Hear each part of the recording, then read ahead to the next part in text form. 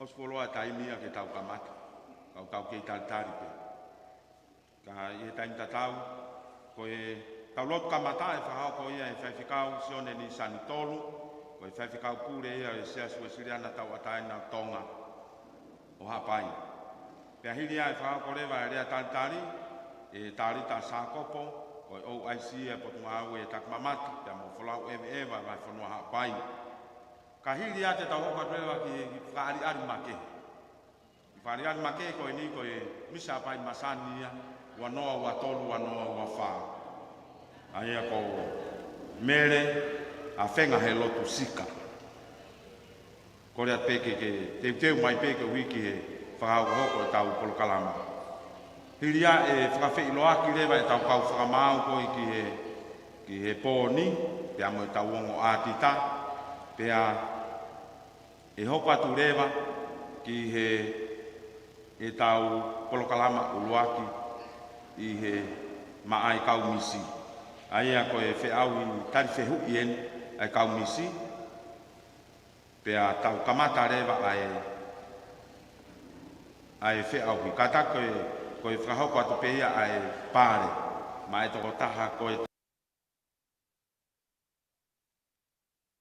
tenei kuna ai wheau i tari whehu i, pea ka hoko atu rewa ke kamata ai wheau hi. Aia ko e wheau i koini o e whiawhini, ko e tau tātuku ia ki he hapai masane wanoa wa wha, ko e wheau i tari whehu i. Pea ma ai kau whine mui koini e toko tolu koini, nau vei pā ki he kalauni. Aia te tau kamata pepea me he nisi e potunga au e takmamata, whika ua e nisi Lucky Pot Restaurant, pea whika tolu rewa e Miss Kahu Event and Planning. Pea kahiri a te tahuko atu rewa ki he mea e whaafalani lani. Pea me iai, e hu mai rewa i whaari aari makehi, ko e whaari aari makehi koa, ko ka wifi koe ai koristau whahau mo pilo revu, pea pehe ke mise i lala, wanoa ua tolu wanoa ua wha, a tongani, Mississippi Hamilton wa e nuku. Pea kahiri a, te tau hoka tu rewa ke ngai whoaki pare. Pea te tau kamata pe whoaki pare, pea me he wheau hi koe ai tunia tau olunga. Tau uono ke tau hongo furu. Hoka toi pe ke wheau hi koe ai tau olunga, ai tau hongo furu mātahu, hongo furu mānima. Pea hoka tu rewa ki he whoaki ngai pare koe ki he sivi hiwa, pika loa ke mai moa, ai la a ko nga whanua kon salote tupou tolu. Pea ka hoka tu rewa ki whau whaou, pea koe hiware o ia, ki ngahi mātanga ko haapai. Whoake e nau ngahi pare ko tō. Ka hiri ono whoake ngahi pare ko tau ngahi whiau ko ia, pea te tau toko hoka tu rewa, ki ono whoake ngahi pare, ma ai kau whinemui ko eni, o kunau veipā i he tauni. Pea ngai whiau i koe ko lava, me he aho pule lulu, pea pehe ki ane afi, pea pehe ki he ahoni. Pea kahiria, te tau whoaki rewa i ngahi pare,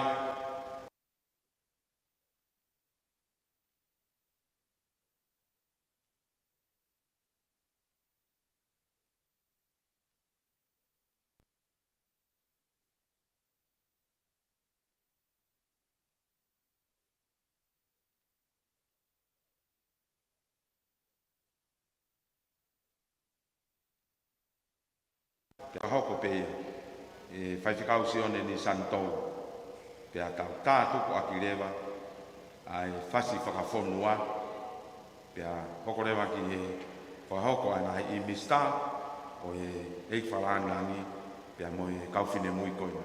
Ko i ki whahoko at pē tau kolokalama, pea ko kore whamore more atu, ka pau o ku ke loto ke toi iai haririu he tau kolokalama ko kore atu, ko tui pehe kai ke toi malawa, ke tau liriu ka tau hoko pe mua, ke hui ke hoko lere, ko tui ko lere taha pēne, ko lava whakahoko, ko hui ke tau whakakato aki, o tau whatongia i he tau koeni. Ko ua whalahat pa ki motonu, pea ko whakamaloa.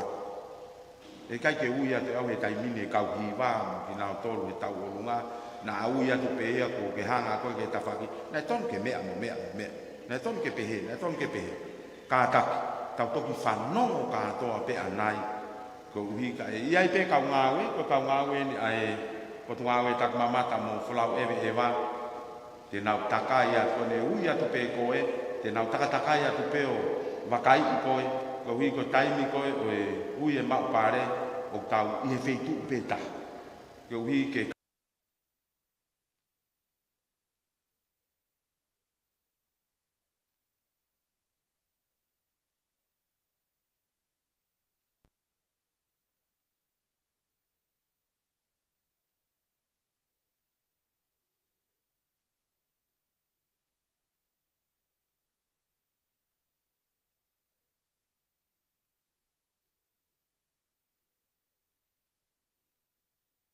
kaka.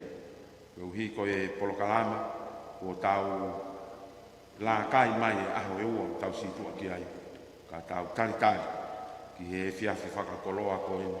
Ko tau fuaki pare o hola e ngā ue lelei nā tau whahoko e aho e tolu ko tua o whātu. Malo DJ whamore more beto ki mai bea tau ko whamama whanu i ki tau toko hoko atu.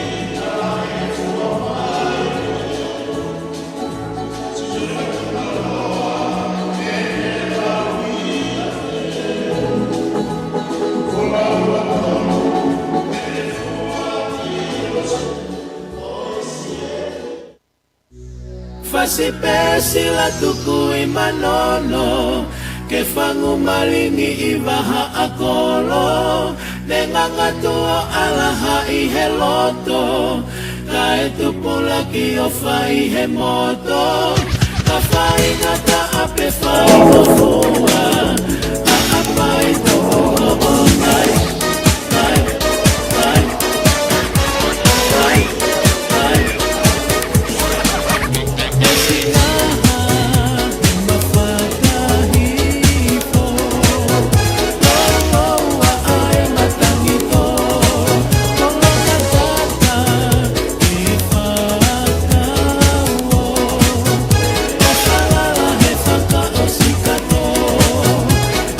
Isa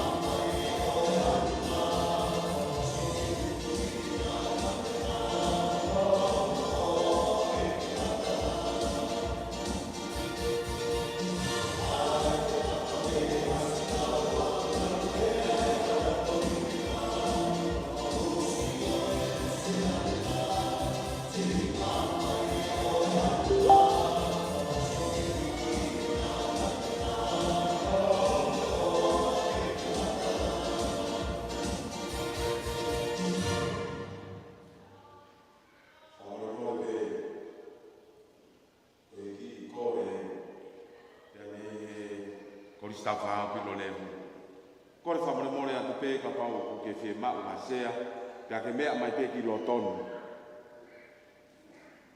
ata pito pe ai ngai sea ni ko e ane fiaf ne ya ngai sea ne si ave ki tua pa ko wilo pe ke fa am ke me ai ka ko kore atu o to ave e na ke malanga pe ko ya ne fiafi o alu ai pe mo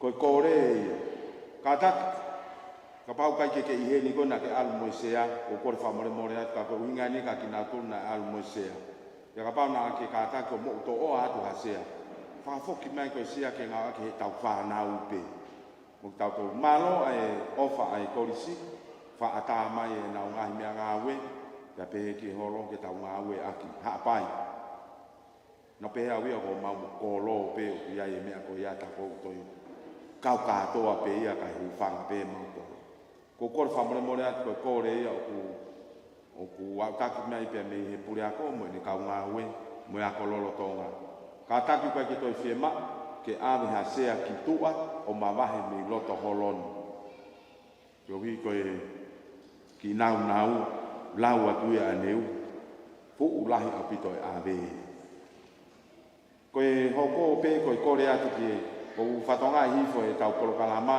tai ko fa ho ko fo aki pare o ku pare ai to taha ko to ape ka pa we kai ke ka we ka ku ki mua ka ke ka ko he ka to hoko atu o ki ai pe fa ho nga hen ka te ko ai ko ne winga ai pa na to ko balo ta ulunga ai junior ki ta wono ke ho fulu pare ka to to ko balo ko ai ai mo ne la la alu pe tau olunga ta tau ka to o ki ka hiva ta tau pe ai hiva re pe mo hiva na ta me ko ko re atu ko ene uia pe ko tai ko ke fa pare ko ya ku he ni ho pere ko e pamore more ko fitu kon ko si tu aki ai te na ulai ni ta ha fa ko ko mai e ka nga we me ka pa pe he ni ma to ta fa na ka ka ki he ni ho pere ka ku ke fie ma ke fa fo fonga pe ake ka ta ka mai i he te ko ke kaka ki olunga ke fuma Stacy ke ma ho pare an ko ko kore atu ka to ta mai se au hi o ku pare ai to ta ko to pe a pare ta mo ka hi va ko to pa malo atu mo to kon mai malo atu mal to pe ka ki miniti tolo me he u ta ka matare malo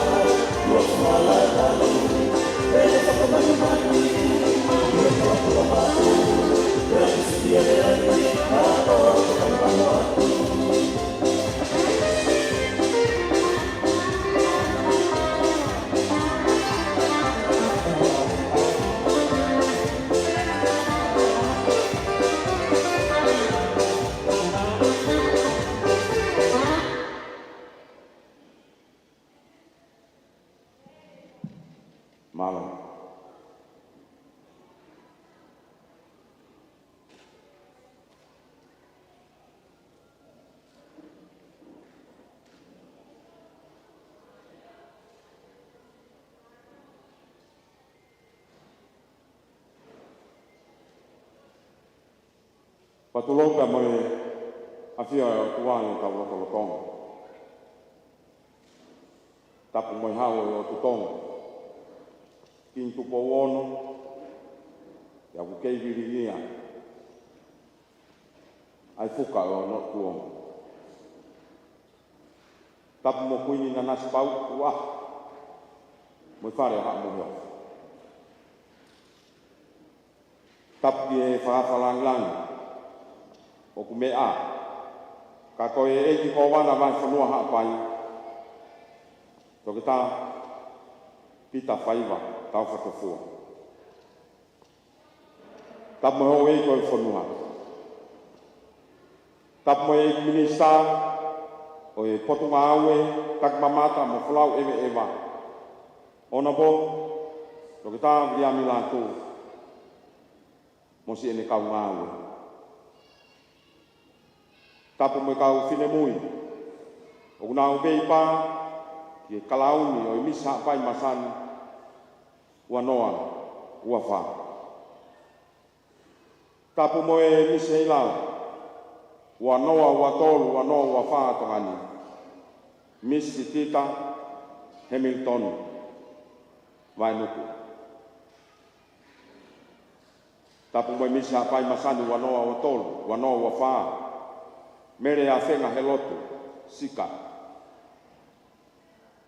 Tapu mo e kau whamau, kau maa, aiongo a tita.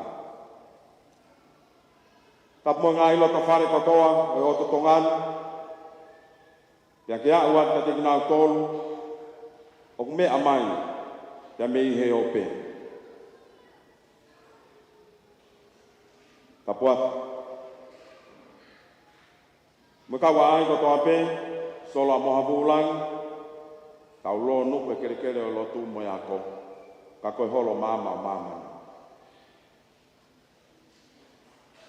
ko fe mo ape aki wo kore ke u fa malmalu atu e tala malu e fonua ya mo ai ka na to tonu ke fa tapua ka ata mo ke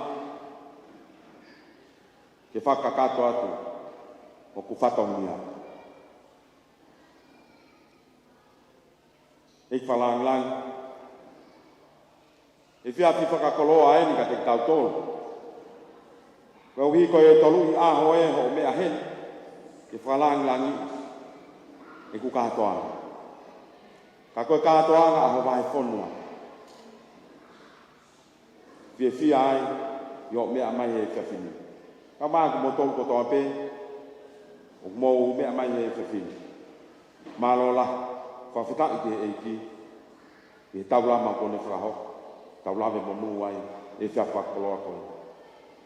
O te e kai ke u toi whakaloloa pe te toi hoko atu, ke ria nā ku paki alo te ria.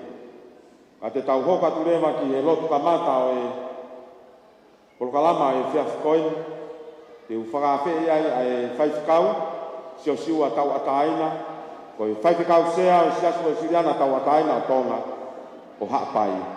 Kene anga lere i mo, kane mea mai o kamatanga, a e whioi anga i whiawhini, a ki a tau lotu, malo.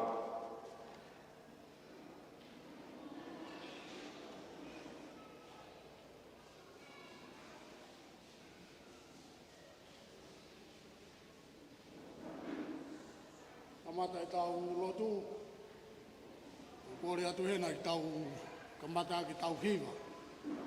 Hongo fulu mānima o e himi, ves, uruaki, pia moi whakaosi. Kore atu ke puna ke hua mai, na e hau mo sisu ai lotu lerei, pia aku kau to tonu ki he lau maari e.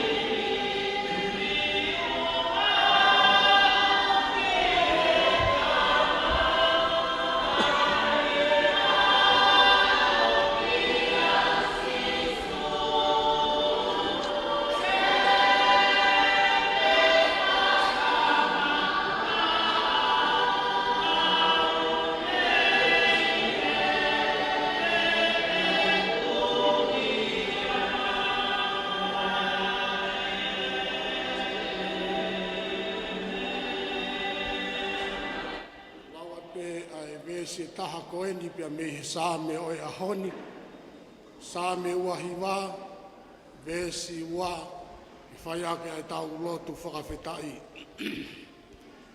Tuku ki a Sihova, ai koloria hono huawha, hu ki a Sihova, hono teunga tāpuha. Amen. O tua mafi mafi, mau haka he langi kua tau, pia pata i la tuu, koe uhi koe to'o fohe, mā tuu ai a whiana. Kani tae oua ho kau mai, i he pōni pia moe maalari, o e fia fin, e i kai te maua usia, ai fia fia, o i pō koini. Pia ku maua usia, ai pōni pia mohono whakamau pōpoanga, ai ngāue, ai potu ngāue taku mamata whekawaki, pia moe ngāhi whiauhi, pia moe whirimisi, ho mauwahi whonuani, pia ku omi ai e he wholofola o e ahoni, tuku ki a Sihova, ai koloria hono huawha. Hu ki a Sihova, i he te unga tāpuha. Ko e koloria o e pōni e otua, o ku mau whakaamu, ke ngāwe ia e he tangata, he koe ngawha pe ia o e tangata. Ka koe ngawha e a whiona tapu pia mo koe, ka iai ha koloria, pe langi o e pōni, pe whakafoki, ata atu pe ia maau. I kai ko ia, koe ngahi te unga tāpuhana mau siofia, o e kau whine mui hoi fua, o e wahe whonuani, kai umaa ai whine mui o biai ai klauni, o e whirimisi pia mei he tau ku osi ki he tauni. Pia mau ilo i kotoa pe, koe ngahi te unga ko ia, koe whakangei pe ia, ki aia whiona pe ai te unga tāpuha. Ai e whiawhini ko mea heni, ai whakalangi, ai kōwana, o e otu haapai, mau whaamu e otua, tāpuaki, pia ke whamunu ia mai, aho o tā mai o iki. Tāpuaki mai, ai kautare kita, o e potu ngāwe, pia mo e potu ngāwe i he pōni. Ai kau whakamau, ai ngahi kau hiwa, ai kau whiwhine, nau whiauhi i he pōni. Pia mo ke ngahi kupu, whekau kau aki, talu mea me he pure lulu, o au mai ki he tāpuni, o e whatongia o e pōni. Tōku pē ke mau whai pē, ai mea nai totonu ke mau whai talanoa ki ai ai kōsperi. Ke mau whai pē, ai whakalangi ai a whiona. Aki ho mau sino, aki ho mau tareniti, aki e mau hoi fua, aki ai mau tuipi ki tai ki a te koe Sisu Klaisi. Lau maari e maonioni, hifo mai o ke manawa, neongo ko e kātoanga whakasosiare eni. A ko e uho e kātoanga whakasosiare ko ia. Ko e rei taha o e pōni, ke o atu pe ia mai a whiona. Ke rei taha pea e a whiona, kai a mautoru pe, ai ngahi whatongia, whakalangi mai o e pōni.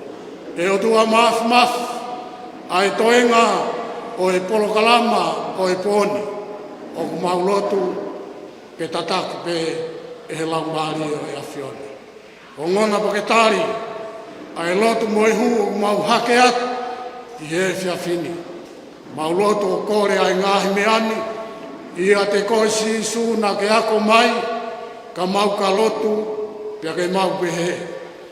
O i mau ta mai pehe vani, tāpua o wafa, i hoko mai o pure, whai o whinangala, me koe e lana, e whoku māmani. Whatu mai a honi a mai a kai tina, whatu o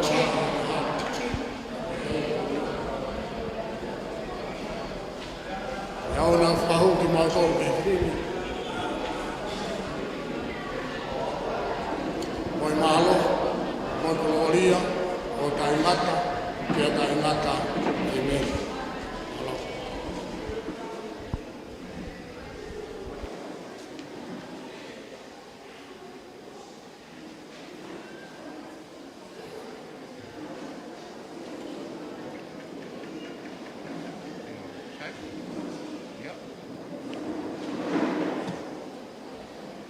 Kwa mahoki e whaikausea, jas mesuriana tawataina tonga, hapai, whaikau siosiua tawataina, pia moe notu lelei, o kamata anga o e whioi anga o e fiafkoin, ma maloa whaikau.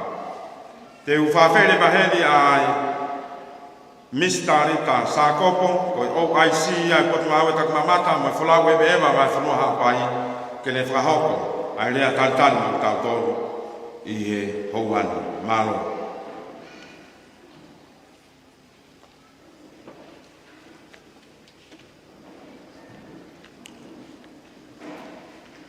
Tapu mo e awhia o tuai o tau lotolotonga. Tapu mo e whakawhi whakalanglangi o e kātua ngani. Eki ko wana o e otu hapai. Ona bo Dr. Peter Faiva Tawhatofua. O kore ke huwhanga atu he tala whakatapu kakato ko a whaki talume he kamata anga. Kai ata ke whakahauko ha taritari whiawhia, e whakawhi whakalanglangi, pia moki mo tolu ko toa whoki. Whakawhetai ke o tua maafu mawhi, he ene whakatau lama e tau whanonga, o tau tuuta mai ai ki he whiawhi whakaosi o e tau kātua ngani. Io, ka nai tai o ua ni kau mai, te tau lava nai. Eki ko wana, ona po Dr. Peter Faiva Tawhatofua. O kou mātu aki whiawhia ke whawhawhonga i atua eki minista o e potu ngāwe. Ona po Viriami Waskela atu. Pea pehe ke CEO, Viriam Takau, ke whawhawhonga i atu ai taitari whiawhia ai wheitu una, i ho mea mai ke whakalangulangi i, he polokalama hapai hei lala festival ko awhe wafa. I he ku lea taritari o e tau ko osi, e hoko hoko atu e tau kātoanga. Whawhetai, o tau lava whakahoko ai tauni. Pea kou tui e hoko atu mo e tau whoou, mo e tau mai koe, mo to e tau mai koe. Pea mo hatoi ngahi tau mai e hoko mai. Pea koe toki masanisani mo honi ia a haapai. Taitari whiawhia whoki ai tare kita, ke tawhaaki whakalaka whawheituu, o potu ngāwe, Anthony Koka, pehe ke kau mui wholau me tonga eiki. Whawhiawhia ho mau mea mai, ke tau maalari whakataha, i hapai masani hei lala festival. Pea mo one lau ai punake, mo meniti e tau whesio whaki, hange ha angelo ho mau fotu mai. Taitai lelei whoki mo si kau whakamau, pa mo e mongo atita o whiau hi o poni. Whiawhia ke taitai lelei ai Miss Ewa, ka koe Miss Heilala o e wafe wa toru wa wha, Miss Sitita Hamilton Mainuku, pe whoke Miss Hapai Masani, mene a whenga he lotu sika. Ki he kau whine mui ko eni ko nau pole, mo loto lahi, ke kau ke whi au whirimisi, o e wahi whanua hapai. Ok ne ka hokloto pia pata he latu, o hulu atu e whiawhia, ke taitari whiawhia ki mo tolu he whiawhina. Tau wau mai eni ki he whiawha o si, pia kou salute atu ke te mo tolu. Te rea whakataha mo tangata whatusame, ko hok tau hui a Sihova, pia he ika i te tau masiva i ha mea. whawhetai. Sola mabulangi, tai tari whiawhia ki mō tōlu hono kotoa i he whiawhini. Whakatauange te tau inasu kotoa pē i haka atuanga whiawhia. Kole whakamore more atu kia ki mō tōlu, pia pehe kia ki mō tōlu ku kau mai ke ngahi whiauhi o e tau koe ni. Pehe ke kau pou ki hangahi tawhaaki. O kou whakaamu ke tau mau halau maarie loto lelei, mo loto whiawhia. Koe haola te ke mau, kou kore atu, tau tali pe mua ia. He kohona mo ni, o tau hao me fui whakakau pe e taha. Ko au te mau ai whiauhi. Ko mea te ne mau e whiauhi. Pea ka whihala aki e tala o kiai ai kākā. Mou mea mai ki he whaunga hono whakamaui e tau ngahi whiauhi. O kiai ai kau whakamau. Pea iai moyongo ātita. O kunau tānaki e ngahi ola. O kui kai hau manuka pe kākā ai. Tala monu atu, o whaatu whakawhi whalanglangi, o whaatu ki e kau whiauhi, pea o whaatu kia ki mō tōlu hono kotoa, tua o whaatu.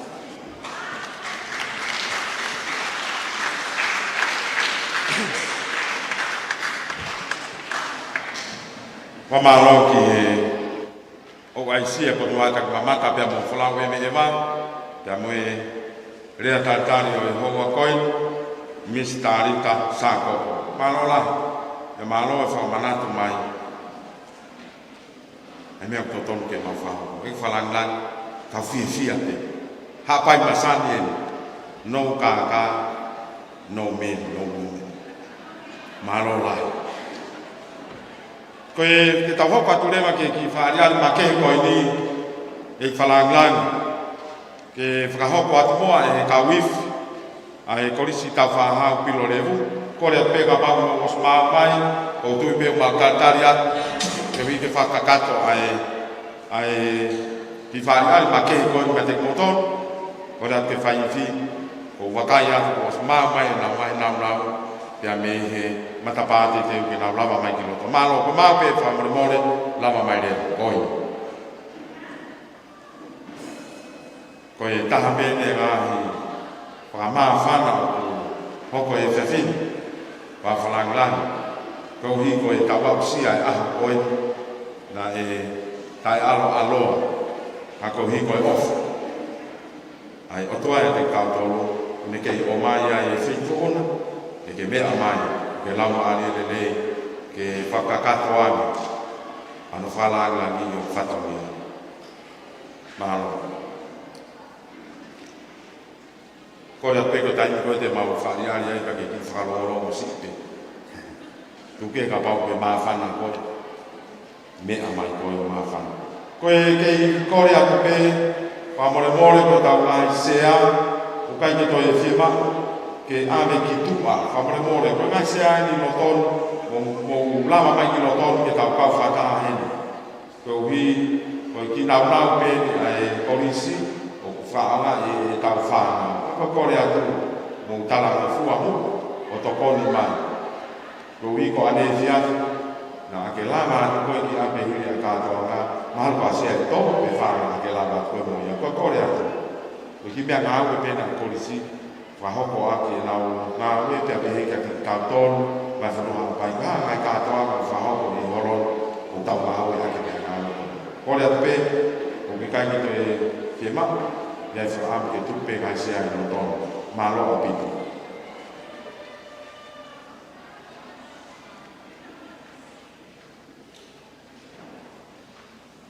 O malo atu ke kawifi a polisi. Tau whahau pino le rupea mo e teu ke whaia e whaari ma ke i he e whiawhini.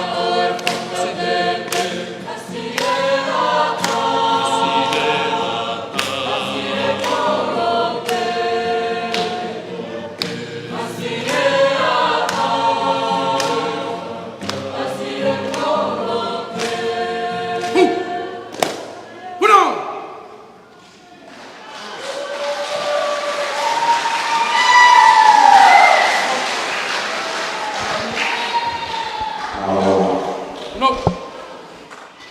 Oma no. Tonu te me whanau koni te me konsta whaapu no lehu, te moe ari o e se fini. Whawhalang. Ke te au ke umakai koe ni, o whanau tamaa kone langari ai ifi ai korisi. Kau tau fia. Manatu ke ai tau ko mariwa tu. Ne laka to pe a apai o mai fonua. Tapi mai ua ki mi tonga ai. Kore tu he fia. Ko i he na loto Amerika, Australia, New Zealand, te tonga ai. Ua ko pe a apai o kau he lau. Ka o tui koe fia ia, o e fia koe. I manatu ke ko hiri. Na kulau kau aki. I tonga eike, ono eke, mono tala koe korista whao pilo lepo. Neu tala i pe e au koe hapai. E ku fia sai whatongia o kohi. Koe ni kua o me peke logo tonga tawhiki. Tape ai pe noa ki pas make. Te mai korista whao pilo lepo, te au ari ke nao whaho. E te koe ni whama. Te whawhia. Kore pe mua e whawhalanglang ke mua ke whawhi loa ki atu. O e kau whamau ki e whiaf koe, o i ki e whiau i whaos, e kau whine mui una o vei pā, ki e kalauni o e misa pai masani wanoa ua wha. Kore a peke kau whamau, ka uia pe koe pa ke kātaki peo mea ke olo, ke mea mai whawhalanglangi, pe a pehe, ki he toenga o e matanga ki a ki motoro. Ko liri loni whangupo, ko e pure ako ia, o ia ko maalunga hapai. Kore a keta paspai tare ni. Sine ua hef, ko e OIC au e meite.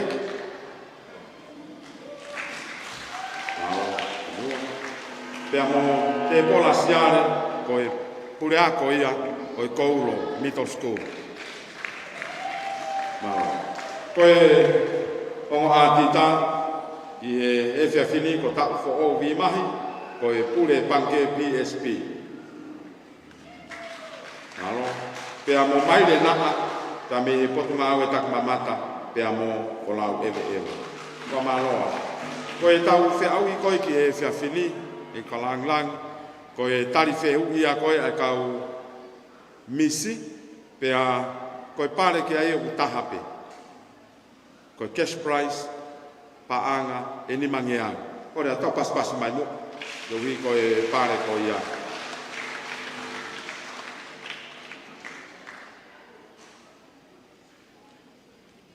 Wa malo atu ki e kau hiwa, nau lama mai, e whalanglang kupe moa ke o ko atu moa ki e whame eite koeni, pea mei he misi hapai masani wanoa, watolu wanoa, wawha, mere a whenga he lotu, sika, kore a tau.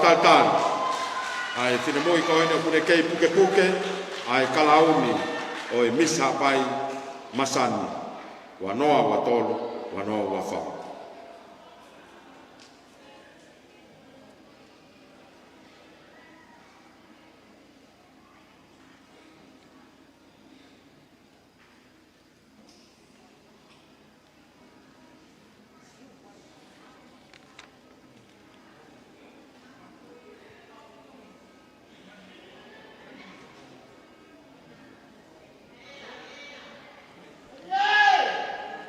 Mari.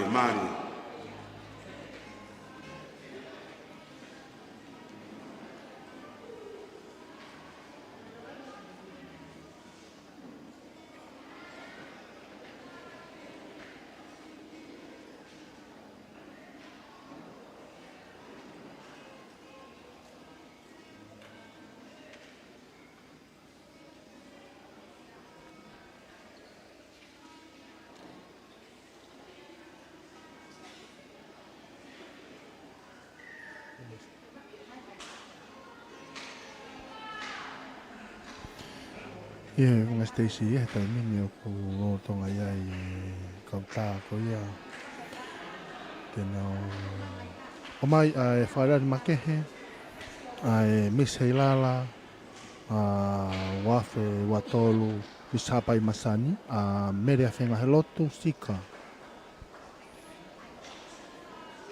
Ai a koe o manaki ke ne wale ma ke pe misapa I masania o e wanoa wa tolu, wanoa wa wha.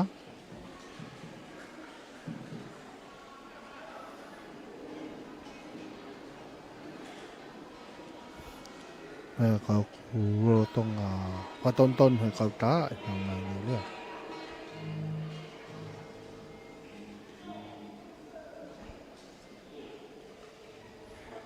Tai talele e peki motor ko tope, ulawa ke tau whelongwaki he tau page Facebook aka o maa e tau letio, Walfit Poinima FM. Ai a whahako hanga tau na tēni pia mei he holo mamani, pia mei he wahwhanua hapai I pangai. To e pasi mai ke reo lahi. Mo kātaki.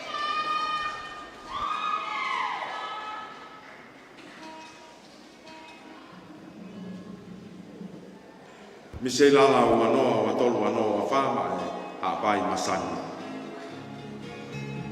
Mere a whengo e loto sika. Mare la. Dahi.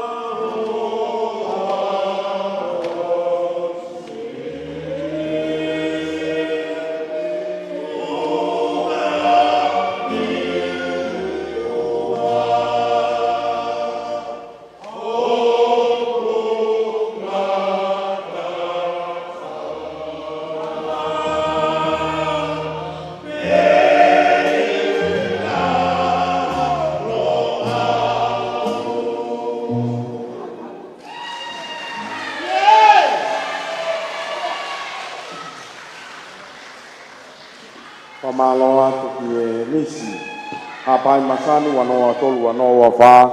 Mere a whenga he lotu sika. Pea mo e whaariari make o e fiasikoeni. Kore atu tautoe paspas make mai whamoremore. Pea maae kaunanga o kune lolotonga puke puke ai kalauni. O e misa hapai masani wanoa tolu wanoa wha. Whamaloa.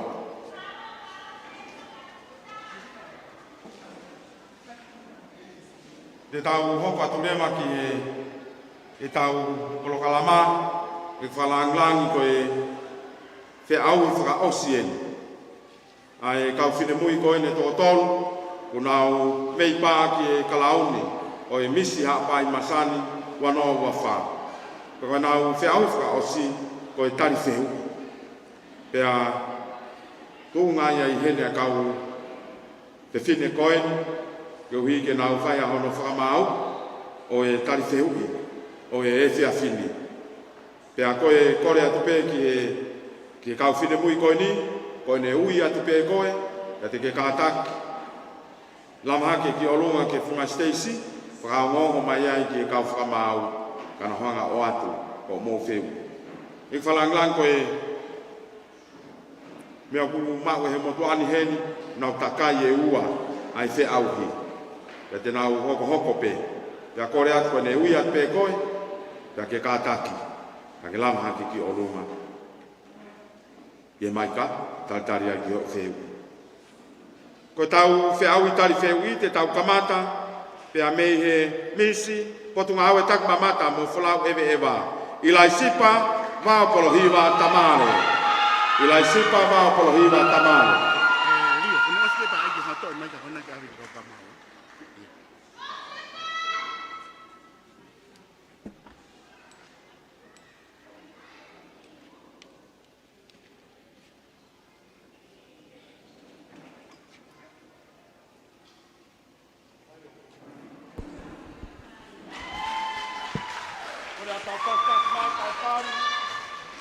Ilai sipa, polohiwa tamare.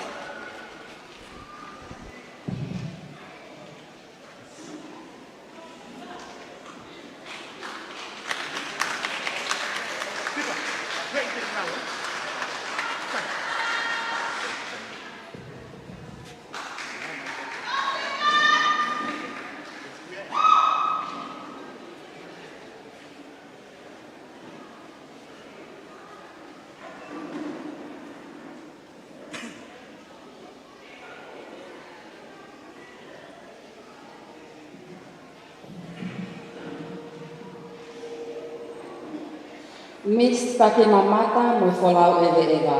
Ilai sipa vao polohiwa tamare. Question number 1. What is Tonga most known for? What is Tonga most known for? Would you like to ask it in Tongan language? You. Koe ha ai mea o ku mana ko ai o tu motu haapai ki folau ewe ewa. Koe ha ai mea o ku mana ko ai o tu motu haapai ki folau ewe ewa. Sai malo apito. Kole ke kau ake pe ai whakatapun na tau mu aki mai mei ai. Kai ata mo au whine mui ke tari ate whehui.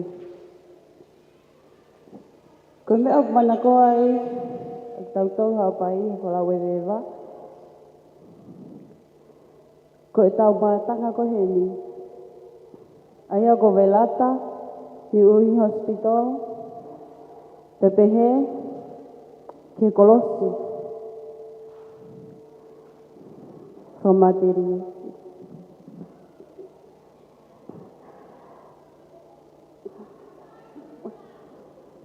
Katak te lau ke se hui. It's okay. Koe ha ai mea o ku mana ko ai o tu motu haapai ki folau ewe ewa. Koe mea mana ko haapai ki folau ewe ewa. Koe mamata tofua a.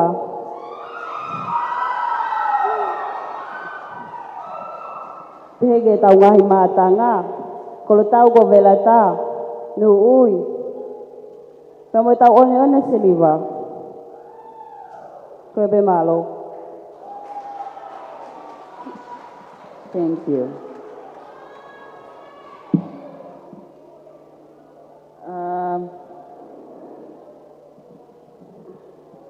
Ilaisipa, your second question goes like this. I'll ask it in English and then I will also give it in Tongan. And then you will choose whether to answer it in English or in Tongan, whichever language you prefer. And your second question goes like this, Ilaisipa. What global event adversely paralyzed and crippled the tourism industry for an extended period of time with ongoing recovery efforts still required today?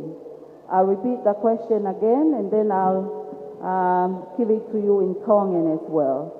What global event adversely paralyzed and crippled the tourism industry for an extended period of time with ongoing recovery efforts still required today? Koe ha ai whakatamaki whakamāmani lahi, na e wesiai ai sektoa tak mamata, o a upe ke ahoni, ai hoko atu pe, ai ngā ue, whakaake o whakahoko. Ko viti taha hiwa. Malo au bitu. Thank you. Malo. Ms. Takmamata, your question number 3, and I will give it in both languages.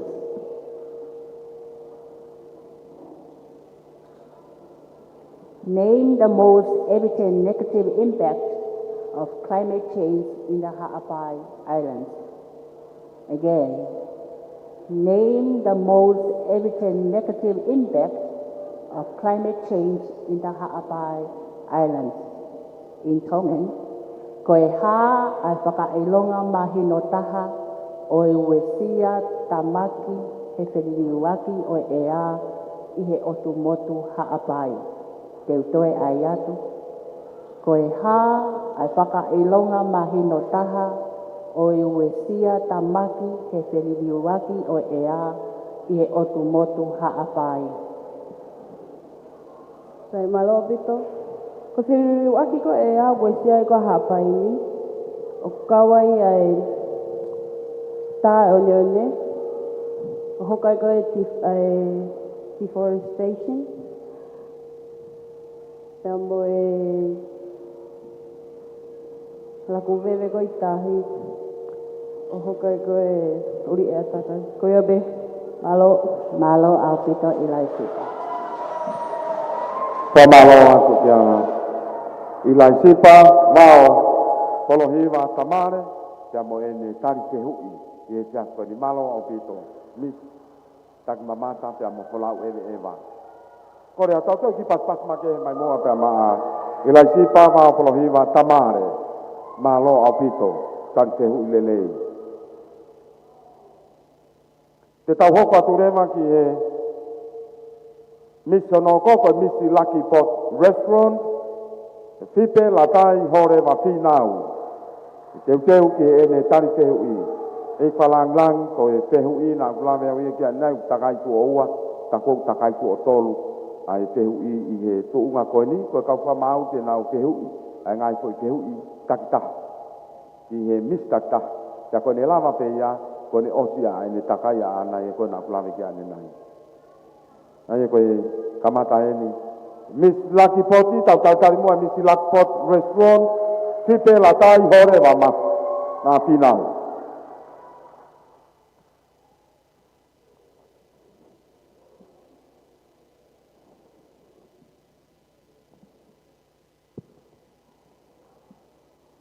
Miss Lucky Pot Restaurant Fipe latai hore wa pinau. Name 2 island beach resorts or beach resorts in the island of Ha'apai. Name 2 island beach resorts or beach resorts in the island of Ha'apai.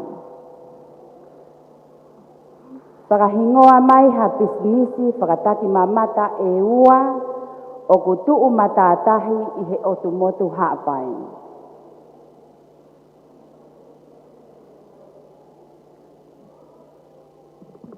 Take your time.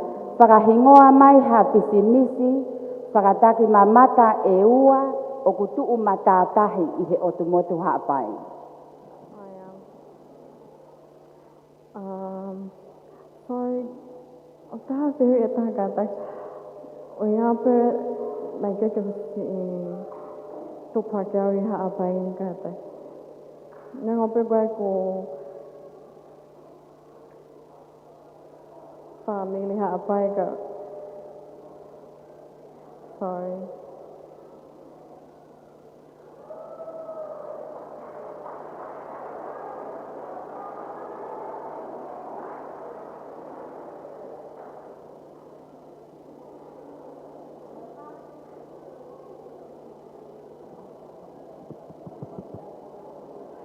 Koe ha mea te ke lava o whakahoko ke tuuaki atu ai ai matātahi ko ia o otumotu Ha'apai. Koe ha whahinga tokoni te ke lava whai ke tuuaki atu ai ai ngahi matāwhanga te ko ngahi matātahi o otumotu Ha'apai. So malo o pito e mawhihu I. Ko whapapalahi ai te whawhalangi. Ia mea te whai ke tuuaki a te matātahi o Ha'apai. Te whakaai ai hako tupu sonoa, like hako to tupu. Ke mau whai hanga o lele, like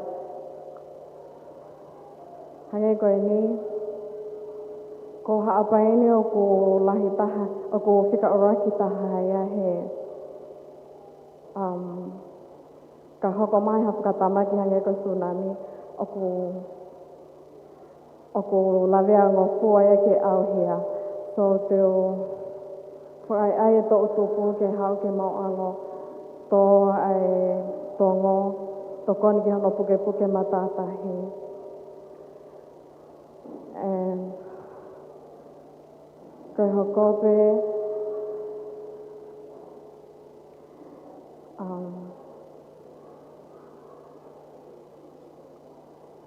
ka mea pētaha teo tokon ke tuua ke matātahi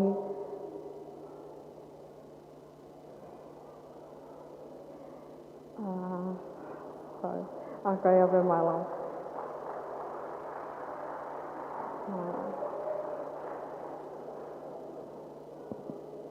Malo Alpito, Miss Lucky Pot Restaurant. Moving on to your second question. Again, I'll use the same format by asking in English and then in Tongan as well. What name did British explorer Captain James Cook name Tatonga Island?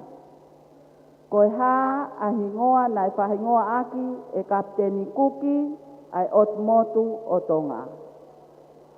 Friendly Island. Malo Alpito.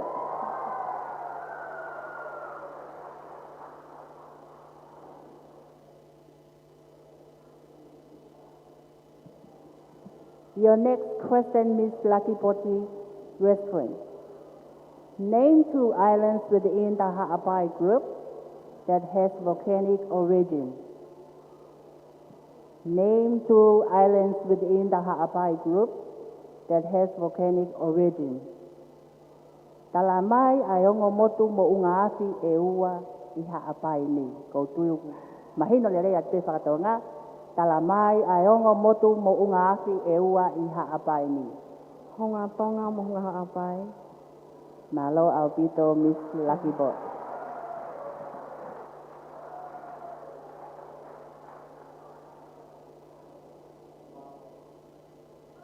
Wamalo atu Miss Lucky Pot Restaurant.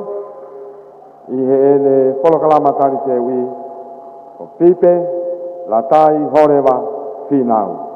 E tau hoka tu rewa ki e kari te hui ai Miss Kahu Events and Planning, Julian Pape Waisere. Julian Pape Waisere, koi Missi. Ai Kahu Events and Planning.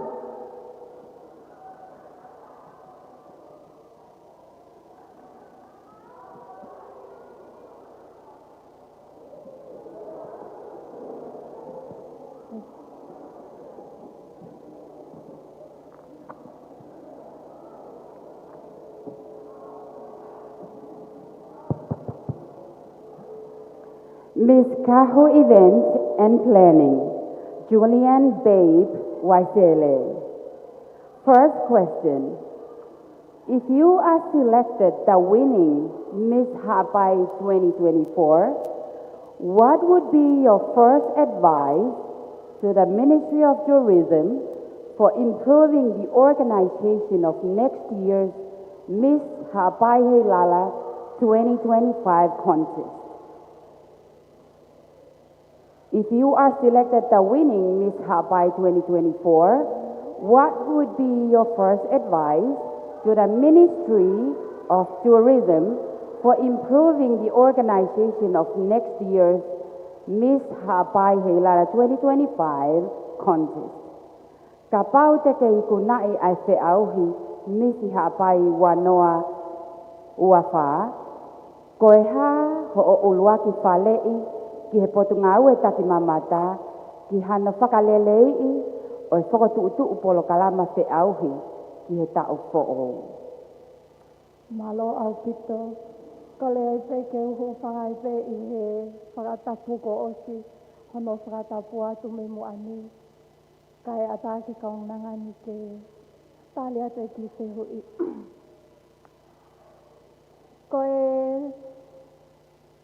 Koe kutali pe ki ai, hange ko ia koe moto ko ia Miss Hawaii Masani Heilala Festival o tau ni, My Kingdom, My Bride. Ko kutali pe ki ai koe ku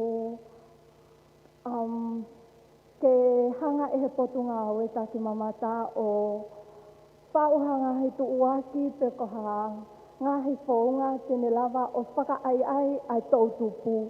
Ke nau mao ha ongo I confidence, ke lava ke nau tuu I ha onga o ha kakai toko lahi, ke nau build up that confidence and even ke nau be proud aki of who they are.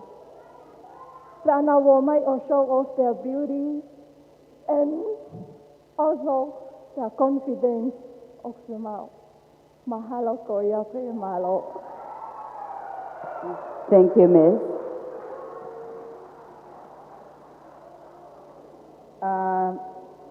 Miss Kahu Events and Planning, Julian Babe Waisele. Moving on to your second question. Who is the present Honorable Minister of Tourism? Kohai, a egg minister Lolotonga, o potngawe tak mamata, mo folau eva otonga. I see your boss. Okay, thank you.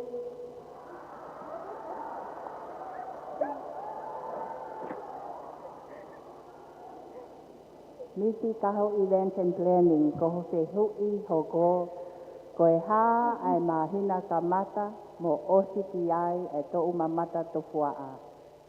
Koe ha ai mahina kamata, mo osiki ai e to umamata to fuaa. What is the whale season month? What is the whale season month?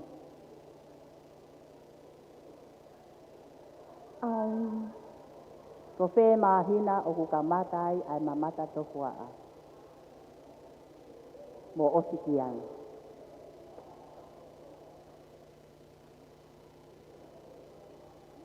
Ko sune ki autosi. Malo au pito.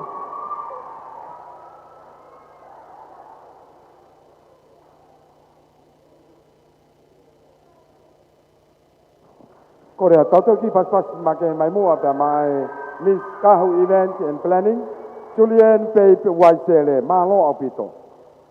E falang lang ko ne lava kakato ya te au I whakaos pe mai kau fine mui ko ni ki he misa pai masani ua noa ua wha te a koe nao tari kehu i. Kore pe e whainga maari e koe ni ka u pie matamoa pe moa e whalanglangi e fias koe ni i ke mea mai moa o tō ange ha koloa na mautolu i e fia fini. Malo.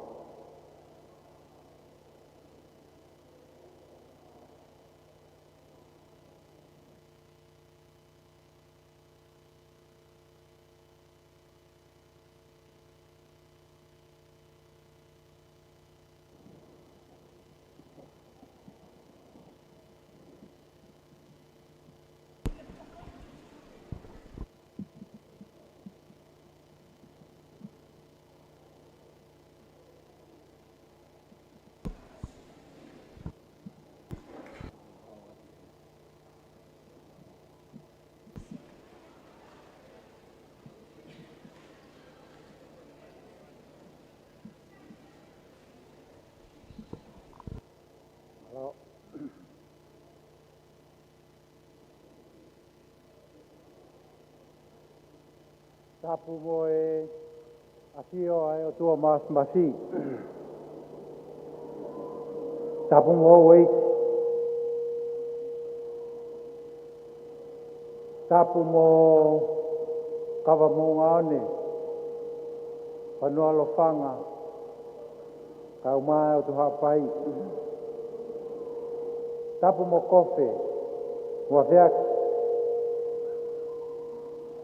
Padapu ki e whaisakau sea, o tiasi uesiliana tawatai na tonga, i vai whanua mohata glot.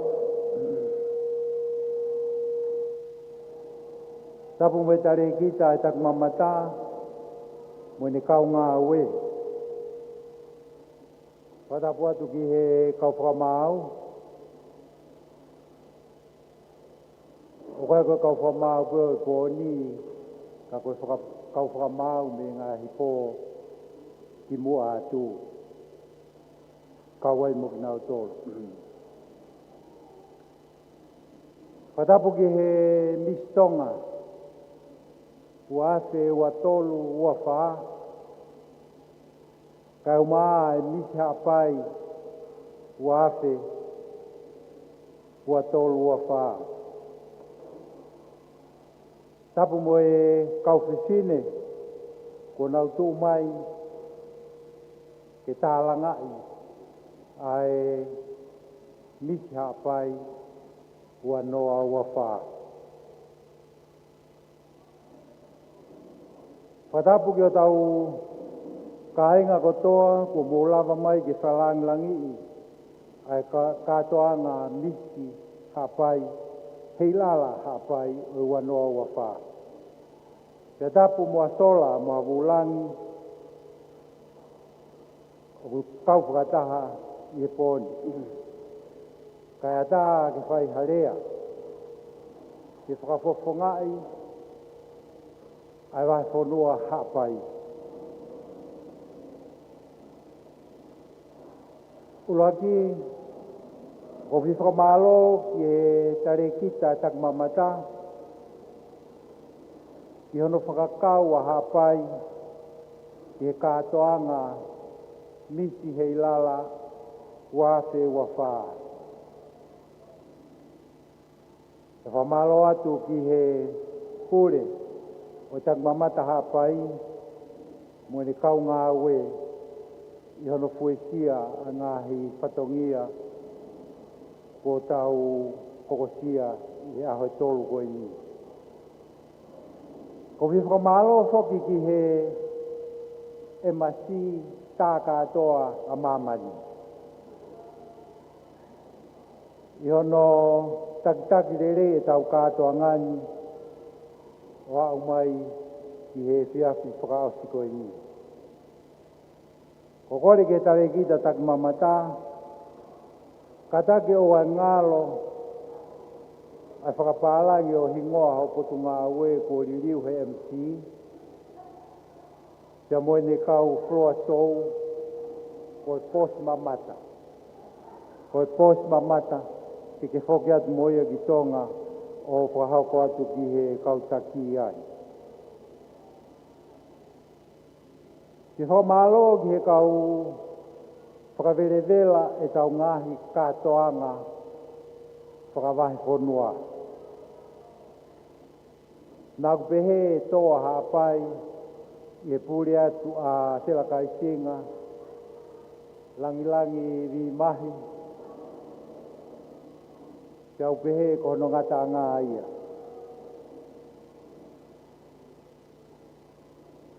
Ko toi hiki toa whatongia ko e ni, i he tū mai a molo, nia, a seaki, vea tonga le reka, i laise haviri, mo kau whesine o whai hono ui matangi e tau ngahi katoa ngau whai, whako whamalo atu ai. Ko te mutumu e whamalo,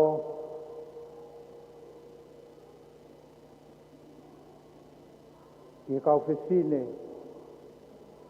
hoi fua ko nau tū mai ke tongi e whatongia ki e misi hei lala hapai wanoa ua wha. Tare kita tak mamata ko e whiri misi ko e mea ia na e tai mu ai a hapai. Talu mei tuai. Na e ui ko e pōula mo e pō me i he kuonga mua. Nae, te aku kei talavou ta hape a hapai. Nā lata mai ki hapai e hou eiki, mo he atu i o e whonuani, o au mai ki he tui tonga whakamui taha, ko e ne lupea, ai o te motu hapai. Te au kei tu e tala o vai lupe sia, mo ngahi mātanga kehe, te heni, ko whakamoni, he mea o gaurea ki ai.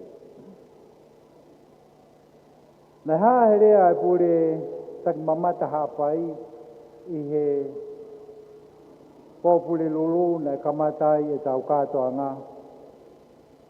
Ko e tau ua nima na ieni, kono whakahoko o e katoanga wike hei lala. Ko e wike hei lala, ko e ohi ia, he taki mamata, me he wike haitiskas, te ko e wike o e kaute me fisi, mo e wike o e te wila me ha moa. Te whakaukau rewa tongani, ke tau hake o tau kakala i loa, o whakahingoa kia e tau whiri misi. Ko e misi hei lala.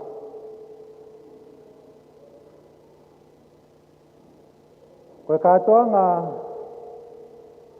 ko e ni, a whiri misi. Ko laka ia he tau e nima o fulu i tongani. Na eui e fisi, ko e kuini hai kiskasi. Te au i haa moa, ko e kuini te uila. Na ko hui foko ko ai pe kuini a tongani, na ngata pe tau ui he mistonga. Na e taa e ulua fi, i he ulua ki whiri misi a tongani, me he makahako walu. Pea i kai ke fuoloa me iai, ko to e tā, me he whare o e whokololo, me whangatiare. Ko e konga pēni o ngai whakamōni ki he talavou taha pēa hapaini. Ki he kauwhesine, ko mou kore. Nai mahino pē, ai kai ke mo tu mai o pore ko a mo fie fili ni hai ai fa matala na fai e pure tak mamata mahalo na ik fa kore kore ki mo dolu ke mo wo mai o fai e fatongia ko ni mea bango o kuhanga he lai ni mo ni ihi o sosiare mitia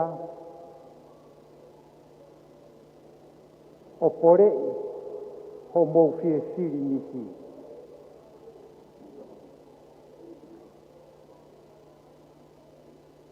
mea bango ku kau ho tau kainga ni i he mana koange i he whakaanga i he langa whonua. Pea ni ongo koe toko taha beo ki mau tolu kau whiwhine.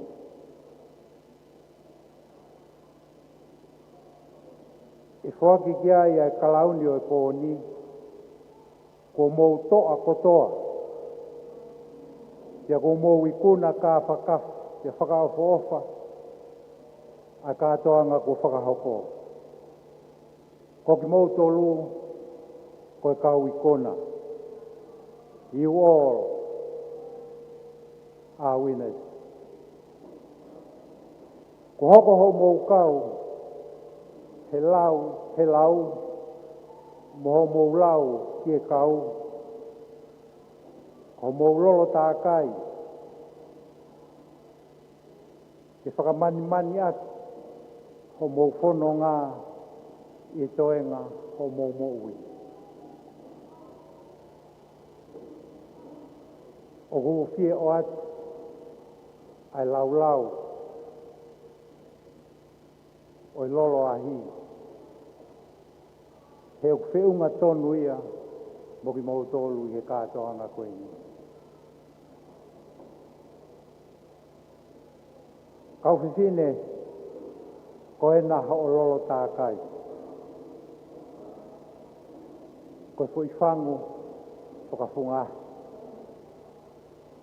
Koe mea nā ke maheni ai ke takaua ho kaloni sasimani.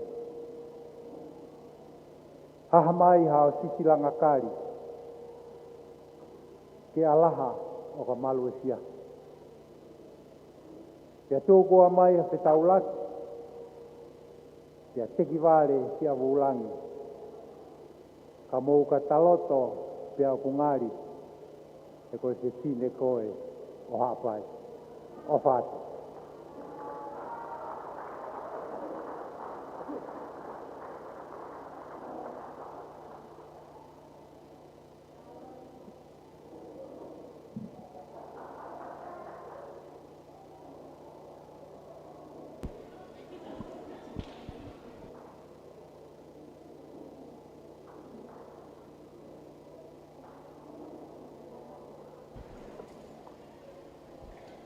Pamalo atu whawhalang e kowana mai whunu hapai, so ta kita whaiwa ta whatofua. I he koloa mahu inga mo koloa maaria ko ke tuku maa teki mau tolu e whiawhini. I hui ke whai aki ai lau kau, pia mo hoko atu e fua whatongia. Malo la, an whakakoloa ko whahoko e whiawhikoe. Whamalo atu ki e kaunanga koe na whahoko ai whamau ko lama e tau. Ngā ue lahi i he whiawhikoe. Pia malo lahi. Ai whahoko e whatongia lelei, whatongia fisfis mua koia, kono whamau, o e tau kau whine mui koe i e nau tari whehu, whekau aku haa pai. Ko tui koe tari whehu i maari o e whiawhini. Ange nau toi whoki ki hako. Ke toi whakamanatu e nau le sonso kāla whimo historia, ku totonu ke whakahoko i mea koe. Pea e whalanglang, kua iai e mis, pea kua iai pea moe toi mis. Ngā pau e ai ha tau ki mis ta tau tolu ia i ha paini. Te ure si tau e whika ua ki ukau e whiau i koia. Koe hanga pe e tau pehe. Te tau hoka tu rema, kai toi whaloloa ko iku hange ko alu ke maaloloa e whiawhini. Ko e whakaari eni. Pea me he mis he lala wanoa wa tolu, wanoa wa wha, Miss Sitita Hamilton Vaenuku. Ke te whahoko, e whalanglangia ki whameite, ma tautau e whiawhini.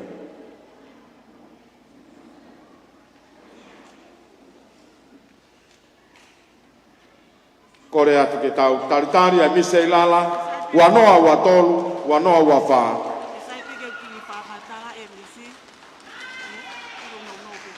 Miss Sitita Hamilton Vaenuku, malo.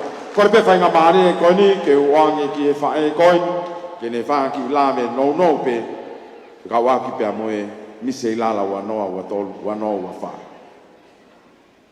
Tulo, pe tapu e pe amoe, e te whalangi ke pōni a pita tau whatofua pa koe e kōwana hawaini.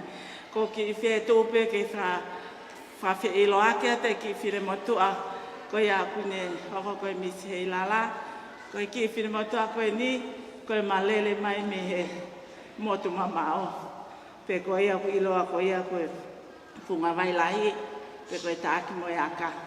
Ko whawhi loaki pe, ai fo i whasi taolunga koe ai ki whine motuani. Koe whasi koe ni, utiu koe ke maufume ai.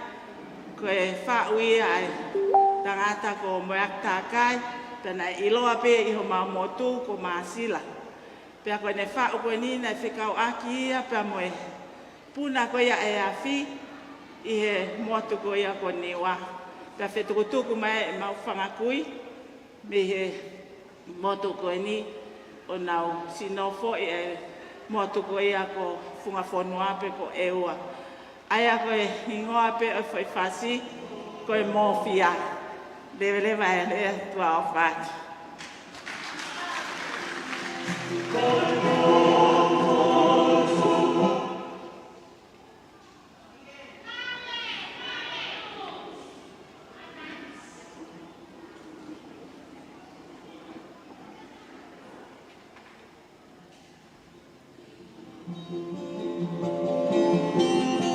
Oh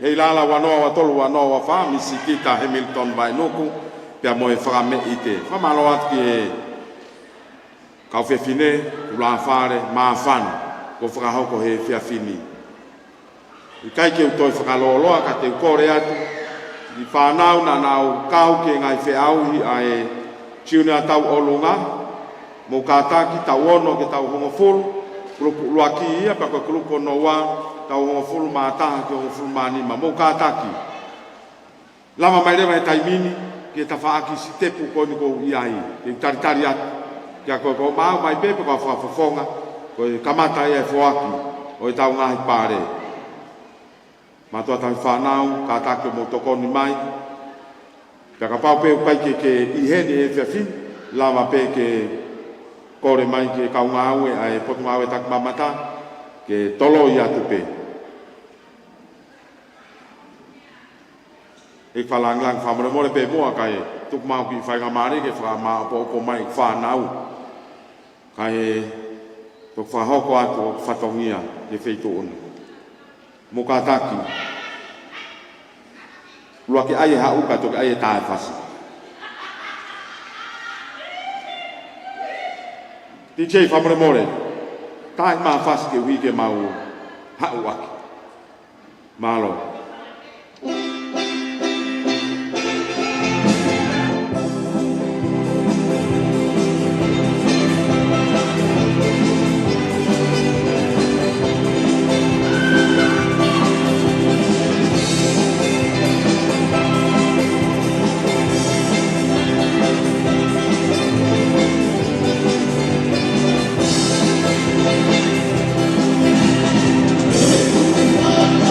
Thank you.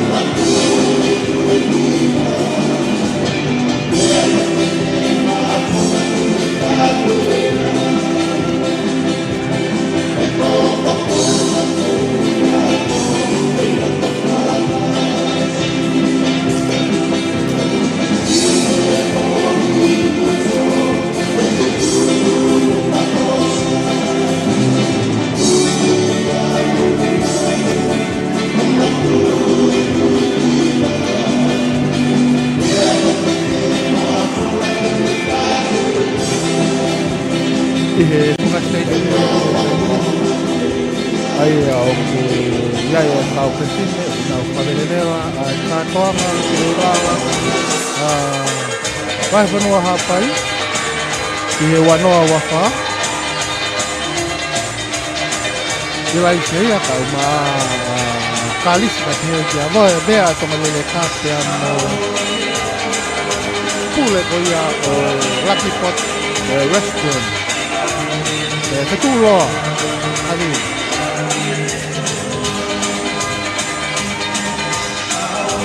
Kota te tantanele e ki motou ko tape lava ka tau se lau maki i he ngaluea i he wani i motou me i kua pureanga kau mātonga ai e ki mokunga i ua Nonga ua kau maa motou ko tape lava ka mai i he Facebook ko ia kau taha ia ku lotonga live nga tau na te he mau Facebook Broadcom, Broadcasting, lava ka me huha nga tau miko kiai ko lotonga live nga tau na te kalama oini Hapai Festival Wanoa Waka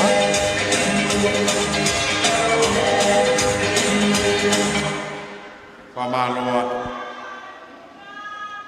ko e tau DJ ki mau wha teknikare Whamaloa ka vea tongo le reka ia mo e kau whiwhine i he whavere vela i tau e whiawhine Kore pe mua ke tau hoko atu e no whoa ke ngā i pare ka te tau kamata pia me tau olunga ai tau uono ke tau hongo fulu taim ta tau kore atu ke tau hongo fulu mata ke hongo fulu mani ma ko koe pena ke kau ke whiau i koe ni whamore more whie mau ki motoru ke ta whaaki koe ni o e holo taritari ato ai kau ngāwe ki mua ke tau hoko atu ko me whakawhea te wheituona e whalanglang whamore more pe whi mata mua ka kia ngalere pe mua ka ke bea mai ke whoaki anga ai ngā hipare koe ka mai ki whanau na nau whiauhi ki he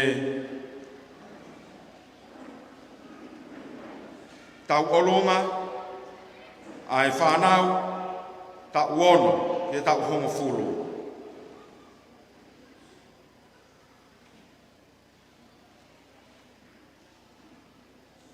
Whamanato atu pe koe ngai mea ku o atu e whiawhini koe certificate ia mi ai rewa o ku ho mau ko ia tau ke mau o wana amore ia ke lama atu rewa mo ia ke ofisi o tak mamata i a monite to o atu ai mo toi futohi ai ia ke toki me atu rewa o makai pe ko fe ia pange e ai ai koe whaamu ia ke tau ia lama atu mo ia i a monite te tau kamata pe a me he Te au hi a tūnia tau olunga, tau ono ke tau hongo fulu. Koe pare tolu. Whoaki ke ai paanga ni mangi au, o ku awe ia, ki a mereane paumore vuka, o funga ano he a loto fō.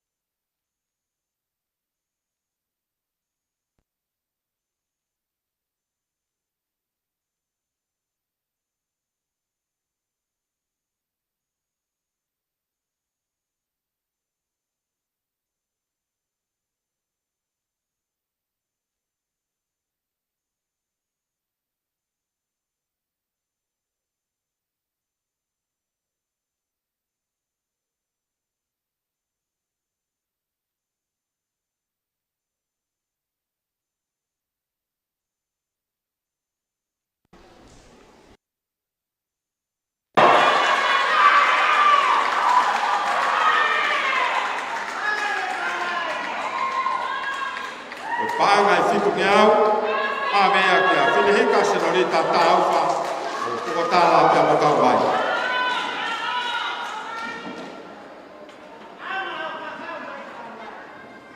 Koe misi tau olonga eni, koe tau ono, ke tau ono furu. Kore a toteo ki paspasi mai. Maro.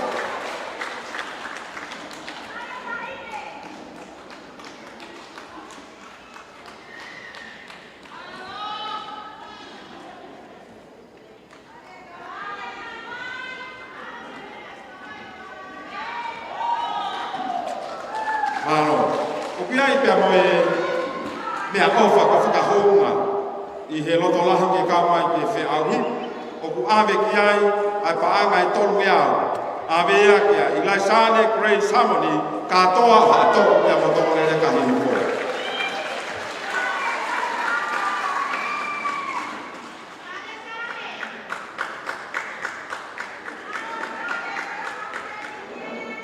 Pas mai kataki. Pea pehe, ia koe whakahounga paanga I tolu me au, awe ia ki e whutolani whutua, ia Ameria ko teo.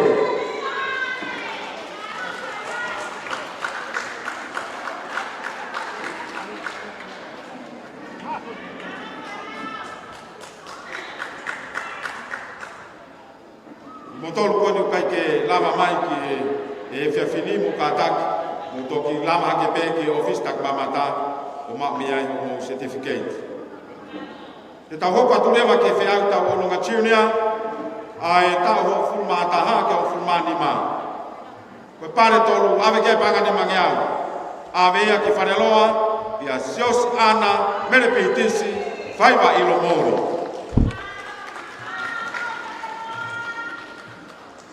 Amore more, awharanglang, kai kene lava mai. Kātaki.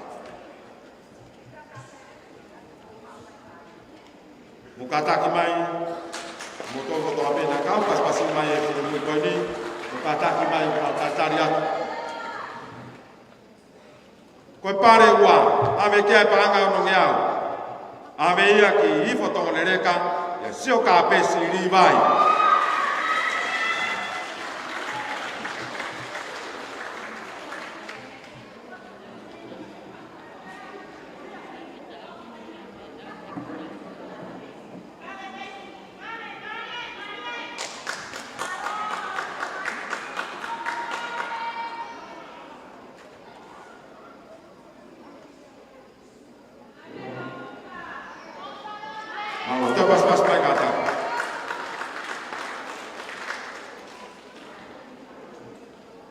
Koe pare ua ki, pe koe mis tau ononga Tiunia i e tau mo fulma tau fulma ni ma, angi kia mo paanga fitu ke au.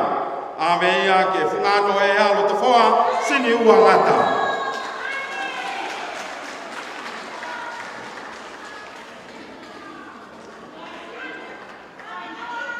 Malo, komre more whawhananglang, ko whawhawhongai.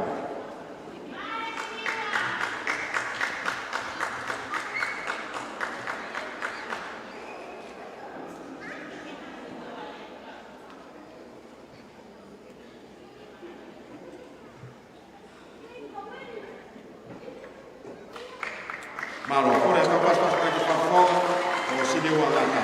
Garewa pa moe pare ko whahonga pe, o maia he motolahi te kau mai ki whiau koini, o ku whoaki kiai ai paanga e nimangeau, ia salote ofa ki wahanoa haviri o whareloa.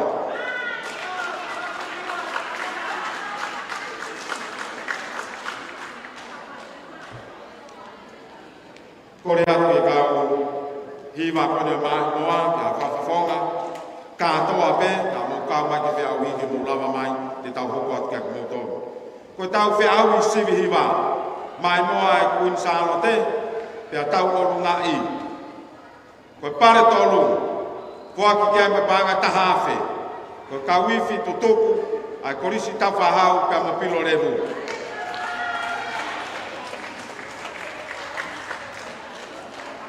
Kore atu whamore more na ku whatangi ato ne nai, e mo whaawhiofi mai ni.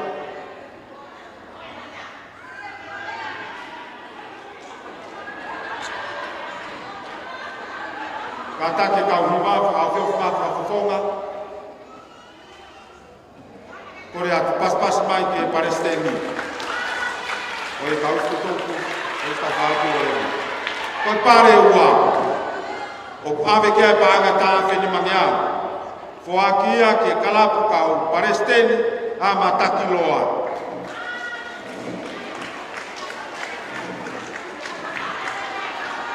Mo kātaki, ainga hawhai, whoaki kau pāre, mohe moto.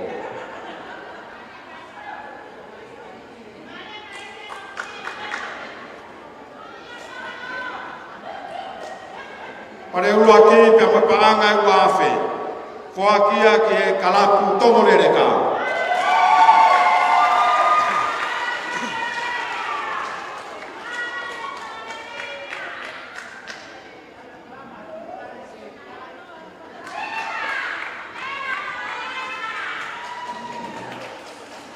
Ia I pia mo e pare whakahounga, ki ngai kalapu na e kau mai ke whea auhi, ko paanga ni mangeau,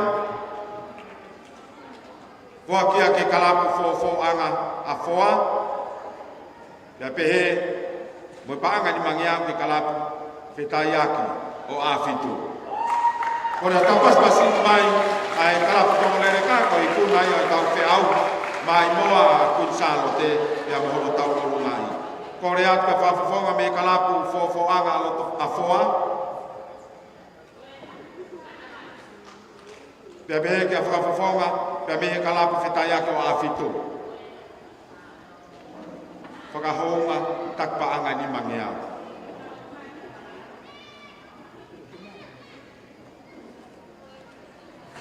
Paspasi mai ke kau whafonga koni, taimi na tau ko pare whakahounga whakaosi ko pangani mangeau pia moia, ki e kalapu maka ko pauine.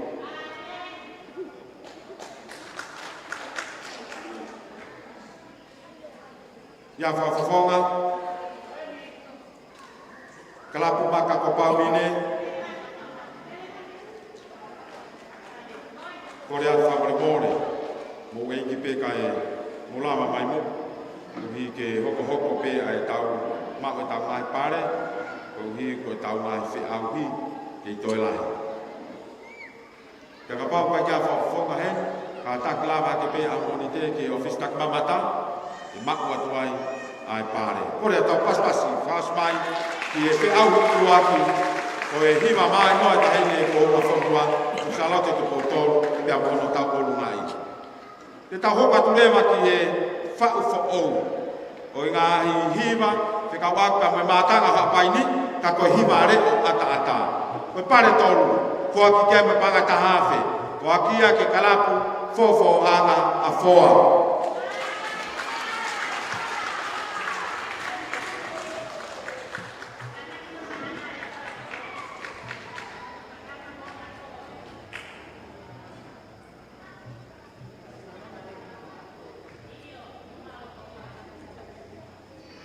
Malo kau tu pas-pasik mai. Pare ua fua kia pe panga tahawhe ni mangeau. Ame ia ke kalapu tongo rereka.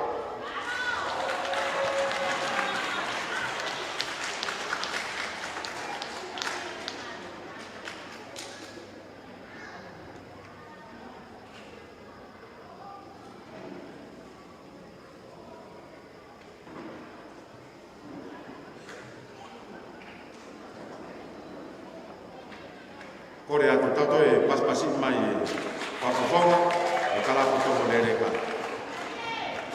Ko e uruaki e whiau I whakafo ia hiwa I re o atata, ngai mātanga hapai, āwe kia paanga wāwhe, āwe ia ke kalapu whetaiaki o āwhitu.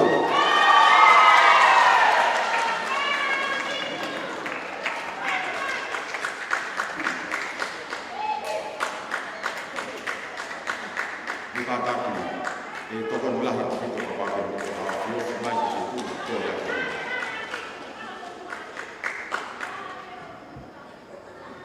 Te paspasi mai, ka fofonga kala ka kaya ko a pito.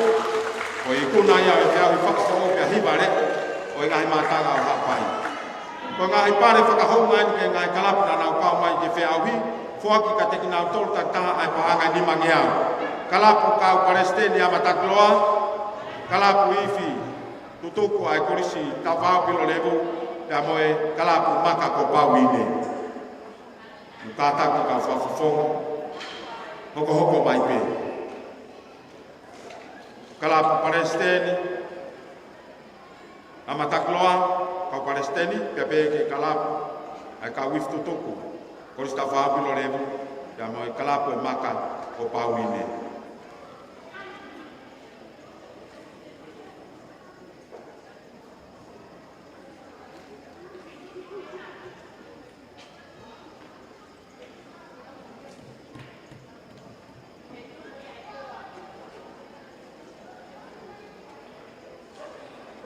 Korea tu tau tu ki pas mai mua ki ngai kala ko ni ma lo ki ko mai mo ka mai i tau ka to anga i tau ka so te tau por favor por a pe fa lang lang na ri ma lo o me a ko na ka ki ka ta ki te o mai ka fa nga ma ri ki to ho ko ma lo ko e fe au hi ni a ka mis ha pai masan ki ma no wa fa ka fina nui e toko tolu na nau whiau ki ai, whiau ki ai e ngai whiau ki e kehe, na nau kawat ki ai. Ka te tau kamata pe, pia me i he whiau tare ni ti. Ko e na rua kamata mai i he aho na tau kamata ai. Ko e tare ni ti, whiau tare ni ti, patonga ai koe pare pe ta, ko toko ta pe te ne kuna, ko ia pe e mau pare. Ko ki naua koe nai kai ke nai kuna, mahalo pe ke tau fo o mo toi whei ngai. Ko e whiau tare ni ti, Waki kia e pare panga ni mange au. Ame ia ke esko maafu, funga awhito, matai ka babao, Miss Kahu Event and Planning. Julian, Faith Waisere. Pe au tare ni te, ame ia ke Miss Kahu Event and Planning. Julian, Faith Waisere. Kore au tau pas-pasi mai. Ai te au kare ki koi kunaia e whine mui koi ni. Miss Julian Pei Waisere. Koe whi au i ono ko koe whi au kie whataha. Mata lelei taha. Pia whi unga taha.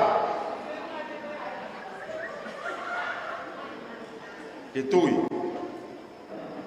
E a whine mui. Fua ki kia e pare koe paanga ni mangeau. O ku awe ia.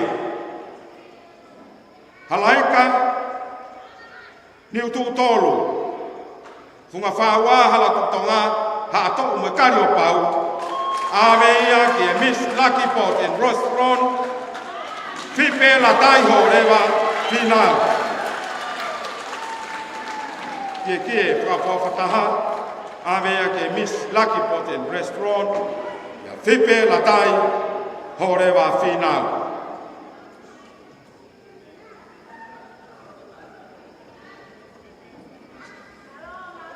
ko e whiaui, i e te unga matatai whakawhataha, Best Sarong Wear. Tō taha pe whakai pare koe ni, o ku awe ia, ka me panga ni mange au, ia Miss Whipe la tai ho rewa whinau, ko e Miss Lucky Pot and Restaurant. Awe ia ki halaika, niu tū tolu, funga whawa hala kutonga ha tōu, ka me kari o pau.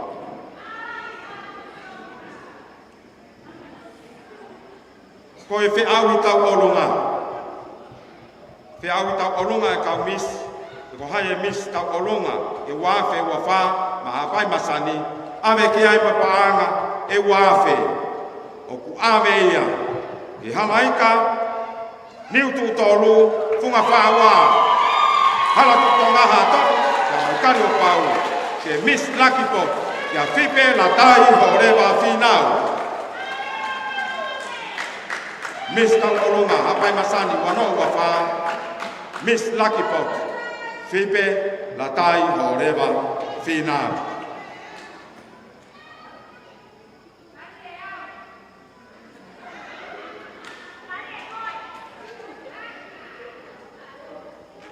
Kore a tatoi pas mai, e Miss Tangolunga.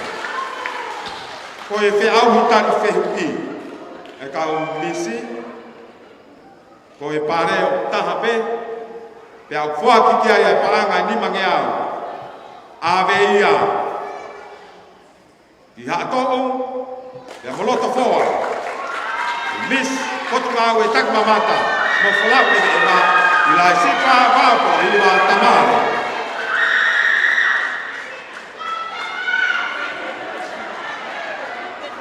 Te au hitari whehuki, o e whewhini, whaki kia panga ni mange au, ame e te whukano me hea la who.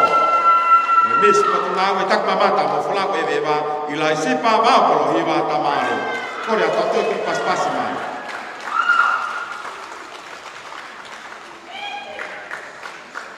Te tau hoko atu lewa ke ola whakalu kufua, ki whi au I misa pai masani wanoa ua wha. Tō tolu pe tau kau, whine mui na nau whi au I me vei pā, ki e kala ume ua noa ua wha, ka kono whakakātoa aini, te tau kamata pe pe me he tolu. Koe pare tolu, ave ki ai moe paanga ua awhi, o ave ia, ki funga ano he hea, ya moha atou, ki mis kotunga aue, tak mamata mo fulau ewa, ila sipa mau ko hiwa tamale. Tolu ave ki ai moe paanga ua awhi. Ave ia, ki mis kotunga aue tak mamata mo fulau ewa, ia ila sipa mau ko hiwa tamale.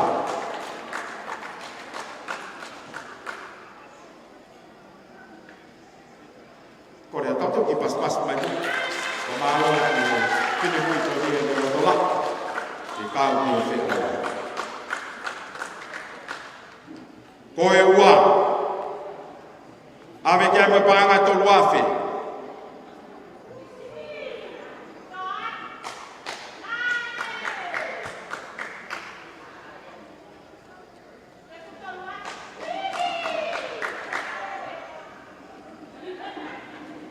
Ko wana ko por favor morea. Kai ke mate teu fatongia ko famalo an. I fatongia ko ke fakao sia e. Malo pitu.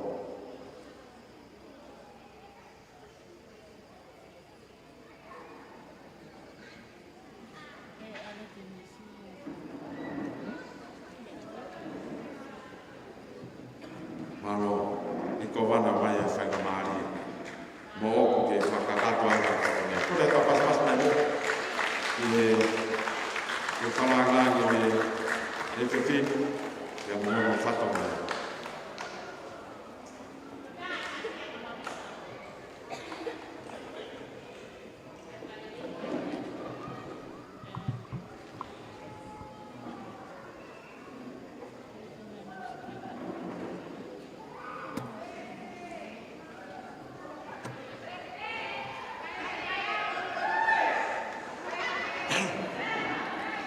Por favor, more a pé.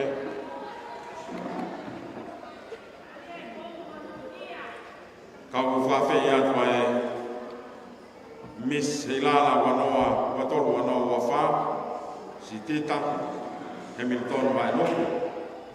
Ka pehe kia mere a whenga he lotu sika, ke mo whawhare more o lama haki ki moa ki Fua Stacey, ke hoko atu o tau fua ki pare.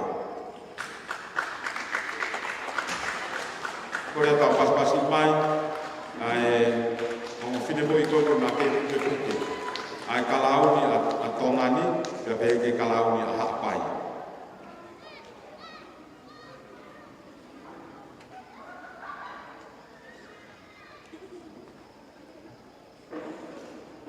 Ku whawhi atu e Mise Ilala wanoa watoru wanoa wha, Misi Tita Hamilton vai nuku ke kangalere mua ka whakiange, ai pare hono ua, mai whiau ia pai masani. Koe pare ua, whaki ki ai mai paanga tolu awhe, oku awe ia, e funga awhitu, ia mai eska awhe. Miss Kaho Event and Planning, Julian Pei Waisere.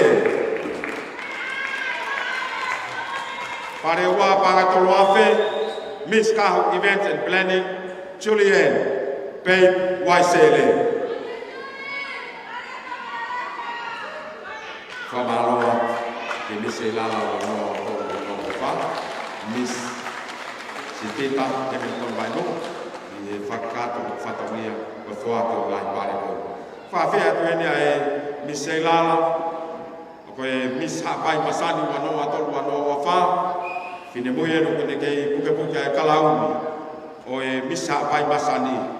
Ke ne alerei mua, ka ne whoakiange ai pare ki he uruaki. Koe pare uruaki, whoake me pahanga e whaafe. Ave ia, ni ututoro, tunga whaawahala kutonga ha toku hapai. Whoaki ia. Ke Miss Lucky Pot Restaurant, Fipe la tai horewa final. Miss Apai Masani Wanoa. Miss Lucky Bob, the restaurant.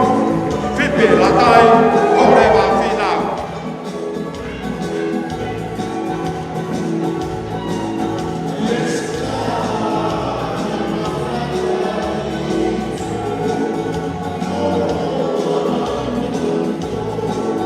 Miss Apai Masani Wanoa. Miss Lucky Bob Restaurant, or Miss Fipe Latai, Horeva Final.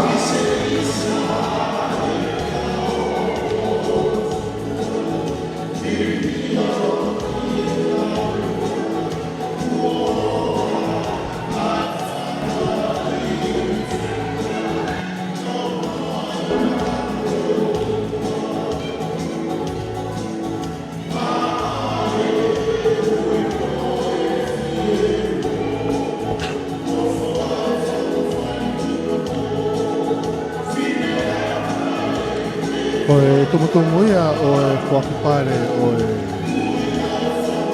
Ponipu. O e ikuna ia o e Miss Heilala, Apai Masani, Wanoa Wafa, ke Wanoa Wanima, o e Miss Lucky Pot Restaurant, ke whinimu ia ko Fipe Latai ho lewa whinau.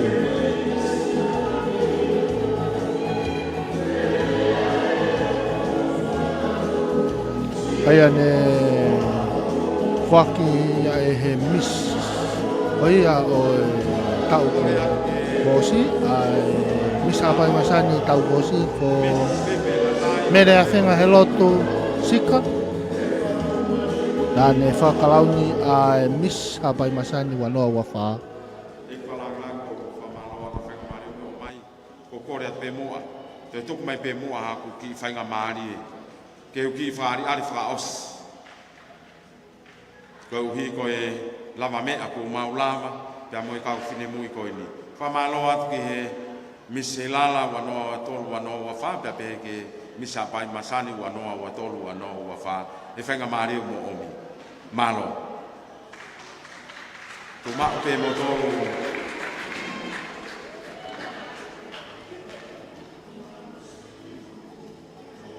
E whalangang ko kore pe.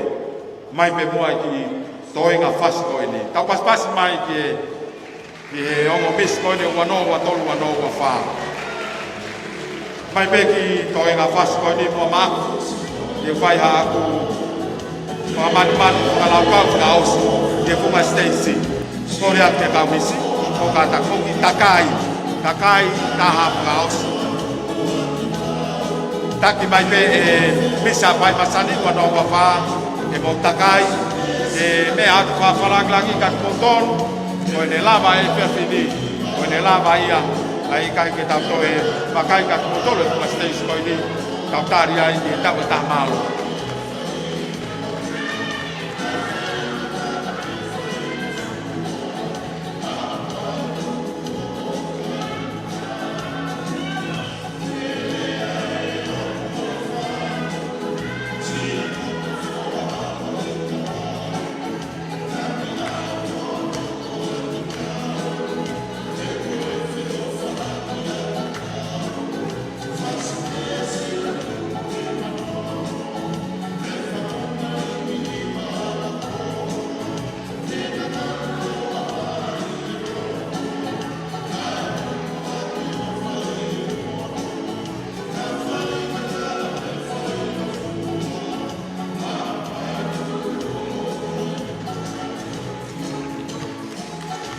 Pamalo a te whalangang, whanga marengo mai.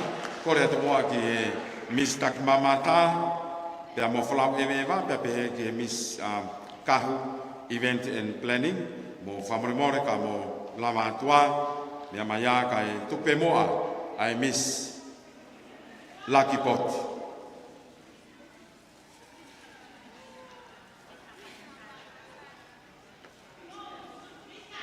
Whamorimore, Miss Apai Masani. Kore a tapas mai ki e o whine mui koini, pia pehe ki e Miss Apai Masani Wanoa Wafa, Fipe Latai Horewa, Finau. Ko kore atu e sione whamoremore o ange mo aha maika ki e whine moi koini, ke misa pai masani wano o wha ngalo pe ia.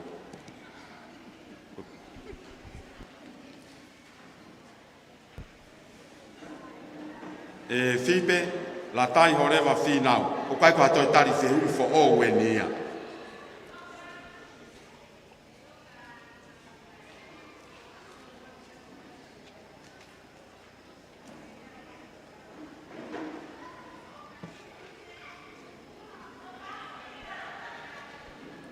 Ik whawhalang lang, whamalo ato ke mea hen ke whalang lang i kātuanga. Kora te ki whainga maari e koni, ko angua ki whainga maari, kia maai miss. Ha pai masani ua noa ua wha. Whipe la tai ho rewa whinau. Kene, koni kua ke au sia e tuunga. Oi miss ha pai masani ua noa ua wha. Whamore more. Whaianga hau whakanoto lah. Kia maai ka inga haa pai. Kau hi ko kona kua ke au sia. I he whiaf koini. Malo.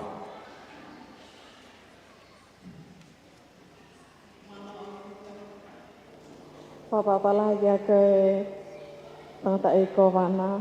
Pehe ke kau whakamau. Kau ngau e tak mamata.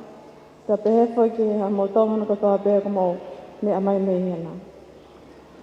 Ka ki whakalotola e no pe te whai ati tau tupu. Oa te mo loto si. Hange koe ka veinga e tak mamata. Ko hok tonga, ko hok lau kau anga. Ka pau te mo loto a kia, whakataha ma wha i ka wei koula. Whakaapa-apa, loto tō, mamahi i mea. Te mo loto a ki, ko ho ilo i au, ko au ko tahine tonga, ko se whine tonga au. Hei kai te mo tō mao e loto si i, o hange ko au i au ni. Whakaamu pe te whaiha, misi he tau fo'o, hei kai ke te whakakore koe ki mo tōru. Te mo, leksi si tato i te ke tāpuni e misei lala. Koe haka ki whakaloto lahi pe ke oa te mo si, loto si. Pole pole ake ho tonga, ko hopu tonga, ko kulau kau ang, koe ia te malo. Ora tapas mas bai whamalo atu ki he mis hapai masani ua no ua wha, whipe la tai ho rewa whinau. Whakakoloa ko whao ko malo au pito. Kore at ke tau toi ki paspasi, whaosi mai mua, ka inga hapai. Koe uhi koe lama lelei, ono whahoko e kātoanga koen, nā tau nofo mo una, mo muna mai ki ai, koe hae ola te tau mau. Pau tui tau whiawhia ko toa pe, mo tau whawhita. I he ola ko tau au sia he whiaf koini. I kai ke utoi whakaloloa, ko mauloloa e whiawhi. Ka te u kore heni. Ki he tare kita, waalanga whakalangalaka o ngahi mātanga, whakataki mamata, Mr. Anthony Koka, ke ne whahoko moa e rea whamalo, mo tau tolu i he whiawhini, te mo kātoanga, whaholo mamata, ko tau whia, malo.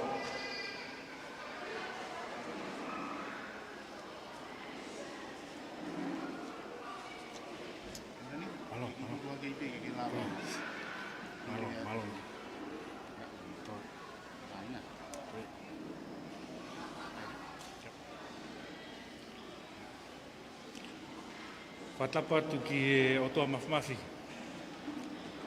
E whawhai maali ai natula. Ka malawa ke tau wau mai ke whausinga. E tau kātoanga hapai e lala masani wafe wafa. Pako kore pe ke u whanga te ngahi tala whapa-apa. Ko osono a whaki. Kai tumua ke whawhunga i atu ai minister. Ai pot ngai tak mamata, me wharawe e wā, toke tā viria mua skela tū, kai pēwho ke pule lahi, pot ngai tak mamata, viria mta kau, ai whamalo, mo loto honga ia mo oni.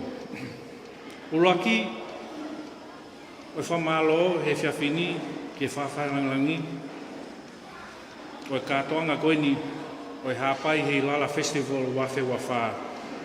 Ka koe eki ko wana ke o tō motu hapai. Toke tā pita whaiwa tau whatofua.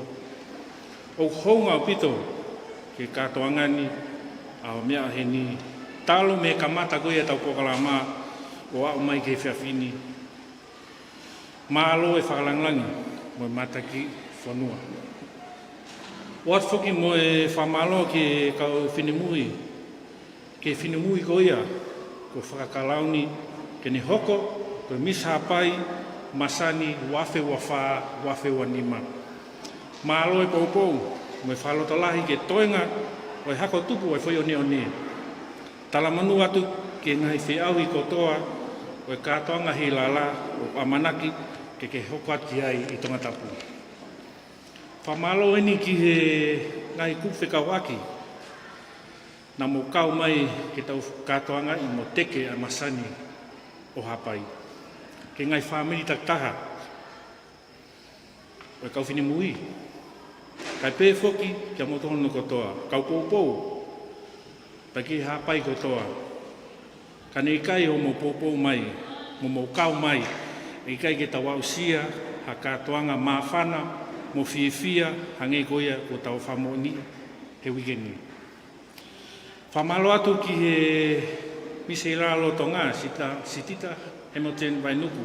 Mo ngau e lahi, ko ke whakahoko, ko e wikeni, nei lawai ke ahi ke ngai api ako. Ako anga maulunga i hapaini, ke whakahoko e ngai whalotolahi, ke hako tupu o hapai. Ka pē ho tu, ko e poupou, ke kau whinimui ko ia, na nau lotolahi, ke whiaui ke mishapai masani wafe wafa. Ikai ke ngalo whoki a e whinimui ku o whoaki, ai kalauni koni he poni, Miss Mere Awhenga e Lotsika, malo e whatongia ke tau koni wafe watolu, wafe wafa, whamalo atu. Whamalo lotohonga whoki he taula eki o e whiawhini, whaiwhikau Sione Nisan tolu. Malo e tataki mo e uwhia, whakalau maari e ai katoanga hilala a hapai masani ki e wafe wafa. Whamalo atu ki he kau whakamau, kotoa pē, ke ngō atita, he ahu e tolu koeni, o tau situ atu, he tau whiahui koeni, he whiawhi tolu koeni. Māroa pito e ngāwe lahi, mo e tuku taimi ke whakato, ai whatungia mamafa ko fua whatungia aki ki mō tolu. Whamalo atu ki e kau whiahui kotoa, na mō kau mai ke pokama kātonga, he ilalo e wahe whanua hapai ke wafe wafa, ke longai whanau, he whiahui tau olunga. Ke ngai kalak kotoa na mō kau mai ke whiahui sivihiwa. Ngai kulupu tau tupu kotoa ne whariari ma ke he. Mālo e poupou, mo e tokoni lahi, ke lava lelei ai pokama goia o e katoanga hilala o e whoi oni oni. O atai pē whamalo ma kehi ki a mōtolo no kotoa, o tau katoa i heni he holo mama o mamani. Ngai kautā whamawhola lea mo e ata, ho mo whakau atu ai masani ai oto hapai ke turi kotoa o kolope. Hange ko e ngai taanga maari na e mea kei e whawhakalanglangi, pa tau whanongoa e ngai whiau ki mua, ko e whoi one one, ko e whoi one one pe tene lawa. Ko tau wau mai ke whaosinga, e katoanga, pia makatunga ai tau ikuna, ko e tokoni ai otua, o hange ko ngai poupou whalau maari ko tau whanongoa. Ko rei pe homo poupou, mo e tokoni, ke tau pokama kuia ke tau whao wafe wanima. Tau whaamu, te tau kau, ke kau mai mo tau kainga kuia me i tōpere anga. Ke mahino o tau ki pore aki o tau tonga, pa mo amanak lelei. Ke tau whao, mo e katoanga hi lala hapai masani, e toi tokolahi ange, mo e toi lelei ange, ke wafe wanima. Ofa na mau ha katoanga whiwhia, he aho e tolu koeni ko tau ikuna i. Ma loa bito e poupou, ngahi tokoni kotoa i o tau whanua, o tau laukau aki, mo mate ofa ai ka koha pai masani. Lewe whakawaa tua o whāt, malo.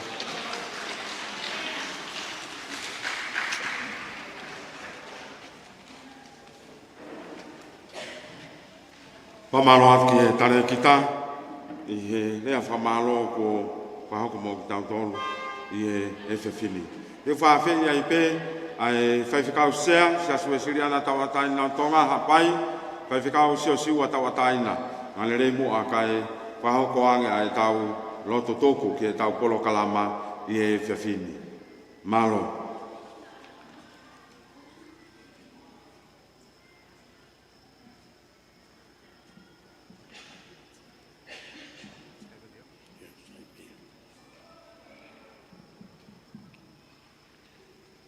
Korea te ke punake, wai tō taha mai pē tau kau ke whakamālo ia, e tau whaasi e tau rotu.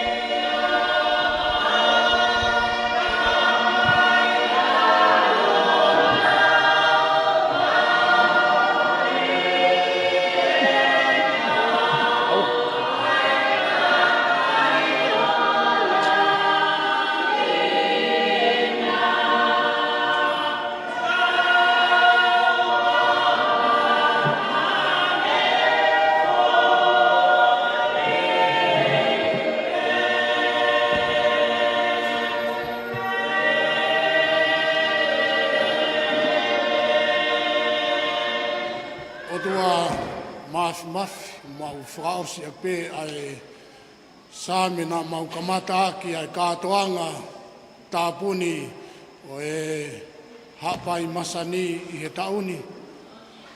Tuku ki a Sihova ai koloria hono huawha. Hu ki a Sihova mo i teunga lang ia.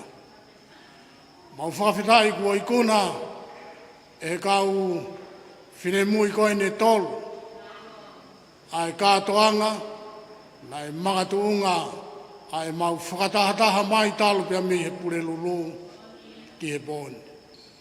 E koe lang e ko mau inasi ai, kai umaa ai kuna o e pōni. Ka mau whakampe o tua, tuku mua ke inasi ai tokotaha, kai umaa ai whinemui nāne inasi i he whika uaki o e hapai masani, i he whika uaki. Ka koe koloria mo e teunga tāpuha, whaki pia ma au Sihova, he koe mea pia au. Whakafoki le rei mua, ai whakalangi ko wana o e wahe whanua haapai. Ai tare kita o e potunga ue, kai umaa ai kau tokoni mo e potunga ue. Ki he kau whakamau o e pōni, tuku mua ke nau whoki pia moia. Na pehe kia tengi mautolu, ai kakai o wahe hapai masani i he pōkoi ni. Tuku ke mau whoki pia moe fia o e kātoanga o e pōkoi ni. Ka kui ai ha kekehe moa tae fie maari e, tu ke whoki ia mo e te volo. Ka e tuko e koloria mo e langi o e awhiona, ke ne whakawhoki le rei ki mautolo. Ke ngari, ko e kau karistiane, ko e kakai lotu mo on ki mautolo, ai kakai o vahe apai masani. Whakawhoki le rei ki mautolo, ki ngai wheitu kekehe, nā maulawa mai me ai. E ka lava e pōni, e whoki atu ai kau whoki ki tonga ik, kau whoki he ope, tuku ai lau maari e fia, o whaki ke mau inasi ai, i he e fiafko e ni, e whao whare, i he e mau mo ui. Ka e tuku pēa e koloria ia, e mo e langi, kai ai teunga tāpuha ko talanoa ki ai, ai resoni o e kātoanga tuku ko eni, e ai awhiona peia. O ngona e lot, e mo e tautapa aku mau whai. Lesi o tau e ki ko Sisu Klaisi, o whalahia e o tuako e tauta mai. Whiohi mo lau maari e mauni oni. No wholoto ho alo wha, ia tengi mautolo he pohoni. whai beho ta e ngata. Amen.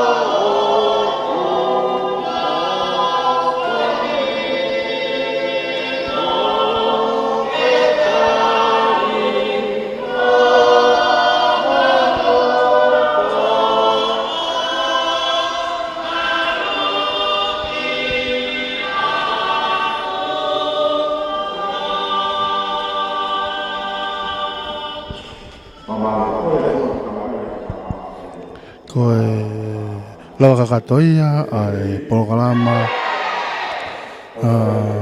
wike hei lala ai wahwhanu hapai ki he tau wanoa wawha ai ane whahokatuia pe mi he holo mama o mamani holo koia o ako anga tau whahao pe ama pilo levo ai ne whakaweinga aki ko hoku tonga ko hoku lau kauanga My Kingdom, My Pride. Aia ne ikuna ia e he whinamui, aia ko e mishapai masani ia ki he tau anoa wawha, ko whipe latai ho rewa whinau, nā ne whawhunga ia misi Lucky Pot Restaurant. Ako ia ko ne pukapuke kalauni o wake mawha, ki he wike he lala o waiwhanoa hapai. Pea hange ko ia ne tauangona i he kamata la programa ne kamata ki ai loto vai whekau se sua tau taina vai whekau se aia o se susiran tau taina tonga kuno hapai pea ne hoko ai ki he rea tatari ne whahoko atu ia e he pūre koe potunga tak mamata ma kula de vai kuno hapai o tarita sa kopo Hira ne hoko lewa ki whadari makehe ai kauifi ko ia ai tau whahau pea ma pulo lewu ya nehiri ni hoko lewa ke whari ari ai mis hapai masani wanoa watolu wanoa pa mere a whenga helo tika lava ia ni hoko lewa ke interview ai kau nisi ai a ko full round be taha ko te hui tolu ya hiri ko ia ni hoko lewa ke rea makehe ni he whakawhalangi ai a ko eiko wana whanua hapai Ona po Dr. Peter Faiva tau whatapua Rea Ose rea e whawharangalangi E hoko lewa ki he whariari ai Miss Tonga Wanoa watolu wanoa wha Panamake heia ai Miss Tonga Se tita Hamilton Vainuku E nehiri ani hoko lewa whaki koe o ngahi pare E kamata pea whaki pare tau wano ke tau Mawhulu ka te heke tau tatahe tau tahanima ai tau olunga. Hiri ane hoko lewa ki he hiwa tau olunga e ngahi taanga ku chalote. E hoko ki he whake ngahi pare o ngahi whauwho ou i kai tokoni i he mea rea. E tong hoko atu ai ki he whake ngahi pare maki he kau misi. Wa wai ki he whakalauni o misi i wafe wafa hapai masani ne kunaia whipe la kai ho lewa whinau. Lava ia ni hoko lewa ki he rewa malone whahako atia e he tare kita o putungau tak mamata mo proewa o Anthony Coca.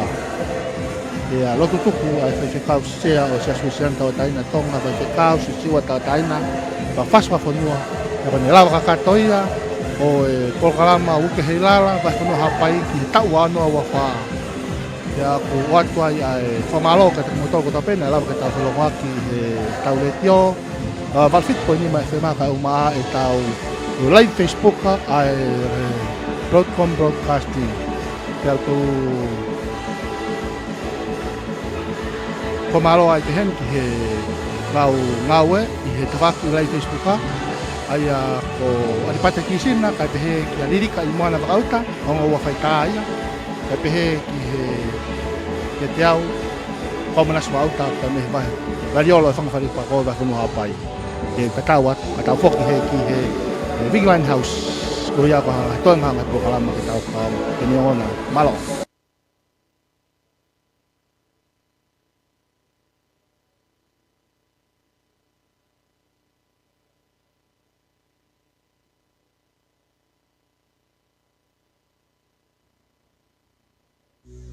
Fasi pesi la tuku i manono ke fangu malingi i waha akolo Nenganga toa alaha i he loto Kai tupula ki o whai he moto